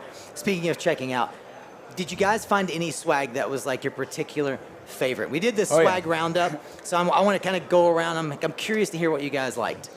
Okay, I'll just first of all, I didn't personally find this. This came from a great friend, Brad Albert, also a Maui guy. There's a bag of mints, or a little tin of mints. Proper tin. And it said on it, do you have a picture of it? It said on it, curtailments. And that is, from a solar geek perspective, about as choice as it gets. Yeah, we all just died laughing. And we were like, it's too much. And for just to be clear, it shouldn't be an inside joke. Curtailments, we're talking about on this, but it is the energy from a solar system that gets curtailed or eliminated. I suppose basically the noun lost. is a curtailment. Lost is the easy word to use. Lost. It could have been energy, and it isn't. We use curtailed all the time because we like big words. I love it. Sure. Curtailments. I tried to hold it up so Gabe could zoom in on it, but I don't think that we can get that. No, I guarantee it's all over social. It was there was a lot of fun swag. I think one of the things that I've been told that the best swag that has been dropped off at the booth is none other than Hawaiian Host. Oh yeah, those are we got to bring them from Maui. We stuck up from Maui, bring them out. Love it. So we'll be in Maui on the Island Max in just a few minutes when we finish up here. Good enough. Unofficially sponsored by Angry Orchard. Oh, stop that! Turn mine around specifically. Nate, what about you? Did you find anything that stuck out? I didn't get as much time to walk around the floor as I would have liked this year, but I did get a sweet pair of these Nikes, compliments of Paykeeper. You did not. You got some of those? Yeah, they say Paykeeper on the back. Paykeeper's the Paykeeper Nikes. Yeah, they're awesome. I think they were the talk of the show, man. I was like, they're cool. They're giving shoes out? Yeah. Get out of here. We did. People are really upping their game this year. Yeah, we hosted a happy hour with them for one with Enerflow and Paykeeper, and it's just a great concept product. Right. I think we talked about actually at the end of this, I'll give them a little plug since they gave me some go for Nikes. But we talked about just at the very last industry polls how we've seen an uptick in cash deals for residential solar. And it's just a simple escrow account that you can do. So it protects both the installer and the customer. So the installer knows they're going to get paid, and the customer knows that the installer's not going to walk away with their money. So sometimes the best ideas are the simplest ones. And I really appreciate the shoes. So thanks, Paykeeper, for the shoes that I didn't get. I think that'll be changing now. It's in the mail. Well, a couple of things that we found. My buddy Fred walked around and found some really cool stuff. This company, KWRE, brought the fire, man. They brought the fury. This is actually one of these cooler bags. Oh, sweet. Fully But they insulated. also had a solar-powered USB speaker that is really, it seems really robust. One of our guys really liked the Game Change. This is unique. I mean, Game Change kind of took a different approach. This is a little beanbag phone holder, that you can put your that phone makes on. sense. Yeah, just Cool. like that. And then one thing that stuck out to me is I prefer practical stuff, right? Practical stuff. So, and because we all like sustainability, like this thing from Saft, which is a battery company, has a, I mean, I think it's interesting, right? When companies. So it's a little utensil case, right? Yeah. It's, Saft is very utilitarian in their gifts. Right. I liked it. Right. I liked it. So Saft, kudos and points to Saft for creating something that's sustainable, and you'll probably be using that for years to come. Because you go back to your hotel room, you got your yogurt, you got your nuts and stuff like that, and you're going, oh, how do I get this? That's right. Walk all the way down the lobby, and then, harass the restaurant. The one I give the award for, like, the thing that most people think they won't use until they show it to their kids. And this is from Aztec Tipsa, and I think that this is a pizza roller, but 50% of the time, I see people say, "Oh yeah, my kids are going to cut Play-Doh with that." Sure, right? Sure. So I like this. I think this is a good idea, right? I don't know. I tell from a marketing perspective, I don't understand some of the ways that people market their swag. Like they'll just put their brand on it. So like if I'm going to do this, I would say like Aztec Tipsa, cut through the noise or something like that. Sure. Or like a tagline. Yeah. Or something to do with like a slice of pizza, right? A slice of heaven. Like we cut through and make working easy, something like that. Get your slice I think of that's the where energy pie. We had always talked about doing one for Solar Coaster, right? For and sure. Of course, We it would wanted be say it. A coaster, the solar coaster. I love it. Yeah. Simple as There that. it is. So, Here it is, but right there. along the There it same is. lines of what you're saying, yeah. And then solar coaster. until I had seen your Paykeeper shoes, I was convinced that Sungrow's Lark bottle, which retails for like $120, was the best piece of swag that I was going to get. But Paykeeper shoes. Anyway, thanks Sungrow for the Lark bottle. Sungrow bringing clean power to all. I'll say that. Sungrow's the premium sponsor, platinum sponsor for Suncast, and super grateful for them as well. But guys, as much as I like swag, really what we're talking about is the messaging that gets through the noise here at the show. And I'm curious if you all had a, oh, hey, look, the Game Change folks are in the crowd. Woo-hoo! Nice. I'm going to say this. Thanks for the swag. Is there anything that, as you got a chance to talk to folks or walk the show floor, the limited that you did, that stuck out to you from a technology perspective? Anything introduced from a press release that you can't wait to geek out about? Oh yeah. I mean, when Jay and I literally we didn't have much time at all, but right away we went up today because we needed to see what was going on, and we saw the GM booth. Yep. Right. Yep. And they had a big GM. Dude, the Chevrolet. They had the Chevy EV. Silverado. Yeah. So sexy. Silverado. I mean, but they did an AR like a 4-tablet AR table, and then they had these little hotspots, and in each one they kind of mapped out like the city of the future, the bi-directional city of the future across the board, from public trans to your own vehicle to shipping. You name it. They didn't leave any gaps. I mean, that was really exciting to check out. Not to mention how beautiful that truck is. Jeez Louise. Yeah. And the interface for the giant phone that they had just takes you through every single feature. Yeah, super cool. Yeah, I mean, since Ty Yegerson joined GM, he has really taken their whole V2X team to a new level. So kudos, Ty. You're killing it over at GM. You're bringing the level of professionalism up and helping the automotive industry really figure out their place in the home grid, right? I think that's a really important piece to it. Jason, you usually take a very technical look at products. Is there anything that stands out for you as like best of show? Like CES style? I don't have a best of show, so I'm actually really super self-critical. Yeah. And I'm looking at myself on day 3 and saying, did I achieve what I needed to do here? And my answer to myself is kind of no. Yeah. And it's not because of anything I did. We achieved so much, but there's just too much here. Yeah. And it's a lot to take in. So usually you feel like you've kind of got a handle on it. Yeah, right? I think so. It, I mean, there's a lot. Yeah, and there's a lot of overage. Right. There's so much stuff I just didn't get to see. I mean, we mentioned on day 1 the preponderance of actual data companies out here. Yeah. They're doing software that it's very, very specific, very niche, but really, really super key to figuring out exactly what the infrastructure is going to look like, exactly what your installs are going to do, modeling, digital twinning stuff. I mean, everything exists out here. Yeah. And I think I haven't seen that volume of digital software companies out there before. So that was the big takeaway for me. I think the biggest announcement in that landscape this week was Heliolytics getting acquired by ZiteView. Yes. That was like a bombshell announcement.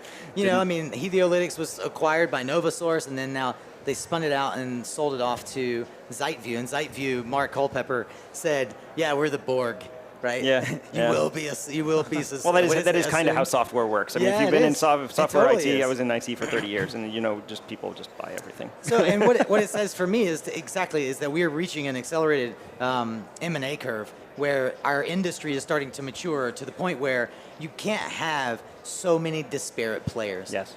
We need consolidation because that consolidation gives us scale and growth, and it helps to lessen the amount of confusion for consumers. Well, it's simply the workload. Yeah. I mean, for installers and for operators. That's right. You can't do it.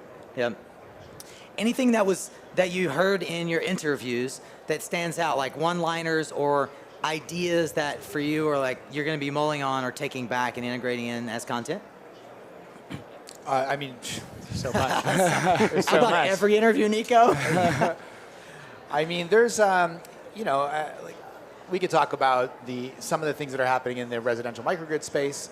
There's some things there that kind of surprised me. I started to see fuel cell pop up more often than not, which I was kind of surprised about. I also saw bidirectionality pop up more than that. I mean, I was looking for that, but we just came off a conversation with that right there.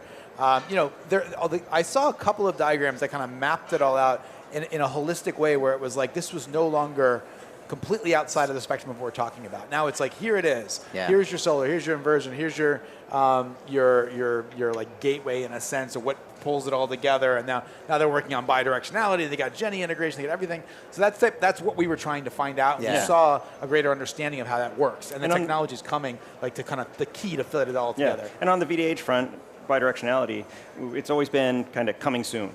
Well, now we've got real product. I mean, people telling me this exists. It's in the real world. It functions, and it's going to be on the market in a month or two. I was just up at. I mean, like everyone, we didn't get a chance to walk around the show as much as we wanted to. Mm-hmm. But the thing that I'm thinking about, because we just lost power for 4 days in North Carolina, and my wife said to me, "When are we getting batteries?" Right? You've been in the solar industry for 17 years. So are we going to get solar? And the reason is we don't have good solar access, and she knows that. But the battery thing, she says, do we need the question that sparked for me, like, my mission here was to try and figure out if I could find the one that I like. Mm-hmm. And I'm not going to declare it here because that wouldn't be fair to everyone else. But I found the one that I like. Oh, good. So I may leave some clues. But the thing from her was, do we need solar to have batteries? And the answer is no, we don't.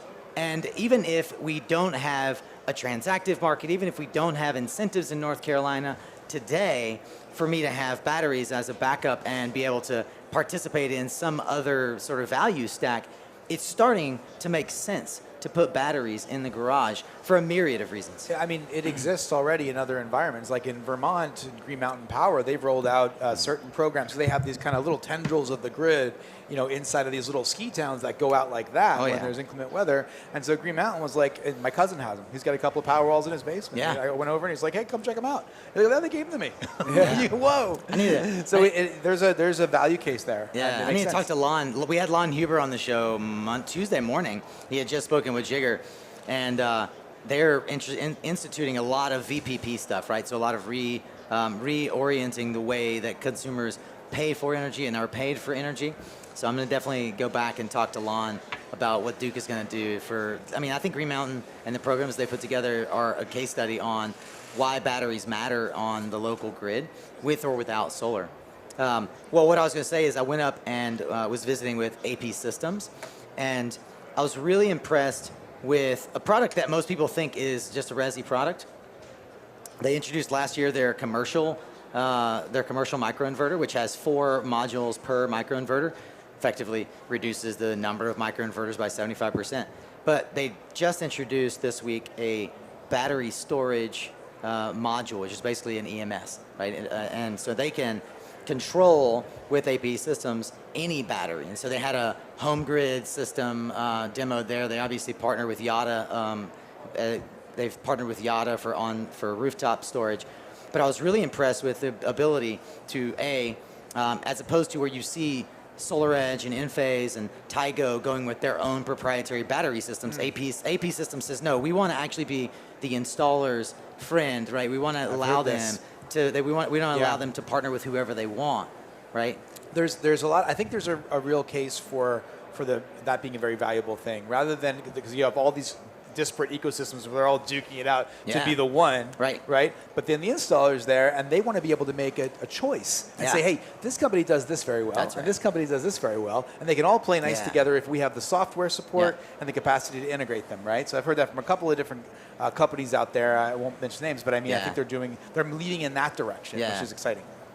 What kind of stuck out to me for that, as I'm thinking about this for my home, is on the app, and I don't think this is unique to AP Systems, but on the app, they have 3 different power modes where you can have it powering mostly from the sun and the batteries. You can have it powering sort of all going to the grid with the batteries as backup, and then you can have it completely off-grid, islanded. Yeah. And the guy Chris was explaining to me how you can switch it in real time. So like you get an alert that PG&E that you've got to turn your power off or whatever, or in our case a hurricane's coming. You can switch it to the mode that allows you to optimize your battery system the way you want it. And again, with whatever battery system you choose, it's not tied into one architecture. Yeah, have you seen the span panel? I know it's not new, but I just talked on the industry pulse, and I mentioned that I was putting batteries in my home. I'm going to do it with a span panel. You are? Yeah, I mean, like I said, I just moved to Florida, and I never really appreciated batteries until I lived in Florida. Totally. In Pennsylvania, I never lost power, so to me it was like, what do people need batteries for? Yeah. But as you mentioned, like you go a day without power, and you're like, all right, I'm putting in batteries. Yeah, there's a couple $100 in at least in refrigerator food replacement right there. Right. And with the span panel, I just think it's really slick how it works with basically it's your new main panel. It's all digital, so it's going to be able to control all the things you're talking about, right? Yep. And I don't even know if there's another really competitive product out there with that. Yeah, Lumen. Is it Lumen? Alex and the guys. We actually have the span out. panel in my place. We've gone through a series of outages, and then the daily is quite interesting, right? Like how you look at your energy consumption and manage that on a daily is one thing, and then how you deal with that on a power outage scenario is another thing. But then they're doing really interesting stuff, right? You've got the iDrive, which is it modulates the actual amount of power, which there's reasons why that would be useful. And then today we talked to them, and what's it called, Media Up or Power Up? What was that thing called again? I don't remember. This thing is throwing me off. This morning. They got a new functionality, right? And they've got an HVAC system where they're kind of like toggling loads to meet the needs of the HVAC system in different scenarios. So there's just a lot of room in there to be innovative. It's deeper than that. It's not just on and off and turning off other loads. It's actually talking directly to the air conditioner and modulating the speed of the compressor. Yeah, it's like a variable frequency drive for your... Exactly that. And that's incredibly intelligent. And I asked him once we were off camera, I was like, well, what other appliances are coming real fast? It's like, you see the fridge in the corner? Yeah. I mean, they're bringing to homeowners what commercial buildings have had for years. Yeah. Right? And it's remarkable. You mentioned span and competitors. Like, if we think about that ecosystem approach, Span has more of the in-phase approach of like, let's build, own, and operate an infrastructure that we control, right? They're going to start introducing, obviously, they have ecosystem partners they talk to, but they're introducing a lot of their own products, whereas Lumen has taken the other approach, sort of the AP Systems approach, being very installer-friendly and being very agnostic to how and why they would connect to one or the other thing. But, I mean, there is going to always exist these two dichotomies, right? And I think it's wonderful. I think it's great to see even more competitors that are coming to market to compete with Span and Lumen. But I think it's also remarkable that in our daily roundup, what we talked about was essentially the core extension of solar that is the smart home, right? And we started the entire week off with the folks from SMA making an announcement about SMA Span integration. And it was almost like foreshadowing of what for me I think stands out at this show is the integration of the whole home and just the software battery that installers have to think about from everywhere from proposals all the way through to operating a system. It's what's fun about this is you get to the point. Like, you remember how we say we always go to CES and we cover all the consumer-related products, right? That's easy to get excited about. Who doesn't like a flying car? Who doesn't like all these other things? But like the home kind of movement towards the whole home is where it gets exciting for the consumer. It's not just like all the installers geeking out about stuff. Now it's like the consumer gets things that they can actually play with and see the value. I think it's moving towards that C conversation. Yeah, they're definitely going to be touching these directly. I mean, and having control, just what you're talking about. And I think the way you describe it is you have modes for this and modes for that, like just the situation. Too much control can be a bad thing. And so to make these choices simple for the homeowner is absolutely really, really key. Yeah. Well, guys, we could literally sit here and geek out for the next few hours. Let's do that. Let's do that. As we maybe we go to Topgolf and wrap it. Let's do it. And have a follow-on conversation. You want to go to Topgolf with us, Nate? I got to catch a flight, I would love to otherwise. I mean, so what I would say is, I feel like you need another day because the show's gotten so big. I think Jason alluded to that earlier, but I don't think I could survive another day in Vegas. I concur. Quite frankly, I concur. Nico can survive another day. Cannot. I don't think I could survive another half day. So as we wrap up the last daily roundup brought to you by Modern Energy, how would we want to think about next year? We're going back to Anaheim. So reminder, we're going back to Anaheim. Go ahead and book. Oh yeah, pro tip from Daniel Deuce from the Know Before You Go episode. Go ahead and book your hotel. Go ahead or reserve it. Go ahead and reserve your lunches and dinners now. Because there's that is a pro tip. Yeah, it's a super pro tip. Like you can cancel them. They'll take reservations. But what do we want to think about going into Anaheim? And maybe what's your prediction? So this year we ended up talking about the whole home, and we saw some sexy cars. What's the prediction for what's going to dominate the narrative a year from now in Anaheim? We're going to have real bidirectional V2H on the market by then. We'll have data as well. We'll have real data. We'll know how it works and how. I guarantee there's going to be things that shake out that we haven't predicted, and it's going to be really interesting to look at that. Well, if Jigger has anything to say about it, you're absolutely right. Yeah. I know I didn't give you a heads up to think about this question, but let's think on our feet here. Well, we had a chance we caught Abby on the way in, and she had said that she was really interested in kind of hearing from everybody about which direction the show as a whole goes. Are there more curated kind of pieces to it? Because it was so large, and I think that was kind of the takeaway. It was like, whoa, there was so much here; it was hard to capture it all. It felt kind of like just frenzied at moments, So I think there's a dialogue at that level of saying, how do we steer the show? And I think there's opportunities for feedback over the year to help create the show with the character that we all want it to be. So it's a really pertinent question at this time. Yeah. Nate? Yeah, I just think it's wild how big the show's gotten. I mean, I said that last year when I was impressed, and now this year I remember it hadn't even started yet. I think it was Monday. I turned down the hallway, coming to the convention center. I just went, wow. Yeah. Just wall-to-wall people. And it is challenging to go see and do everything you want. There's plenty of people here that I didn't get to see. I agree. I think we're going to see more and more, though, batteries and solutions that drives the whole home, whether that is vehicle to home or whatever that might be. I think that's going to continue, and you're going to see more innovation with technology, like even the new Powerwall that's up top. We were talking earlier about some cool stuff. I mean, it's pretty nice. It's got the inverter built in. It's simple. The new Powerwall has the inverter built in. Yeah. Right? Wow. The Powerwall 3? Yeah. And it's got a really heck of a power kick too. Yeah, it's I forget what it is. Some huge power, actual power delivery number. Yeah. So when you talk about simplicity, right?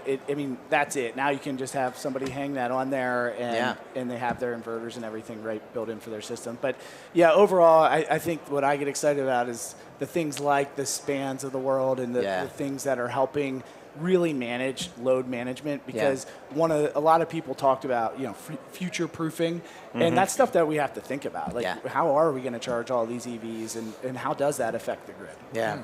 Fuel cells started showing up this year as well, and that's something else I'm looking forward to seeing shaking out. I heard the word nuclear, and I hadn't seen the booth. Did anybody see it? Was there actually a nuclear booth there? Because someone told it. But I'm not surprised. Yeah. And I guess I would need to clear my throat. For sure. But, I guarantee you there's folks here from the industry. Yeah. Nuclear. Yeah, they're sure. Be here. I wish there was a booth. I mean, it would be an interesting kind of juxtaposition, and conversations would be. We'll see. I mean, that could actually be the answer to your question. That could be. We see that integration. We'll see nuclear integration. Wow. Okay, so the bold prediction is that we'll actually somehow find it in our hearts to embrace the nuclear community as a part of the RE Plus, and that will be the expansion in Anaheim. I think that Jigar Shah, as he said in his session yesterday morning, is clearly driving a narrative that we're no longer in the solar industry, that this is the VPP industry. And so as a result, we've got a clear signal from the US government that they're going to be pouring money into turning homes into power plants. And I would bet that the key narrative next year is something around how do we help homeowners get on board with this, right? Because we'll be a year into the DOE pumping money in, and we'll be at the point where we need to, they've got a deploy conference next week. But I would posit that we're a year from really deploying this idea to the market. We have to seed the idea right now in the industry by simply saying, you're no longer in the solar industry, you're in the VPP industry.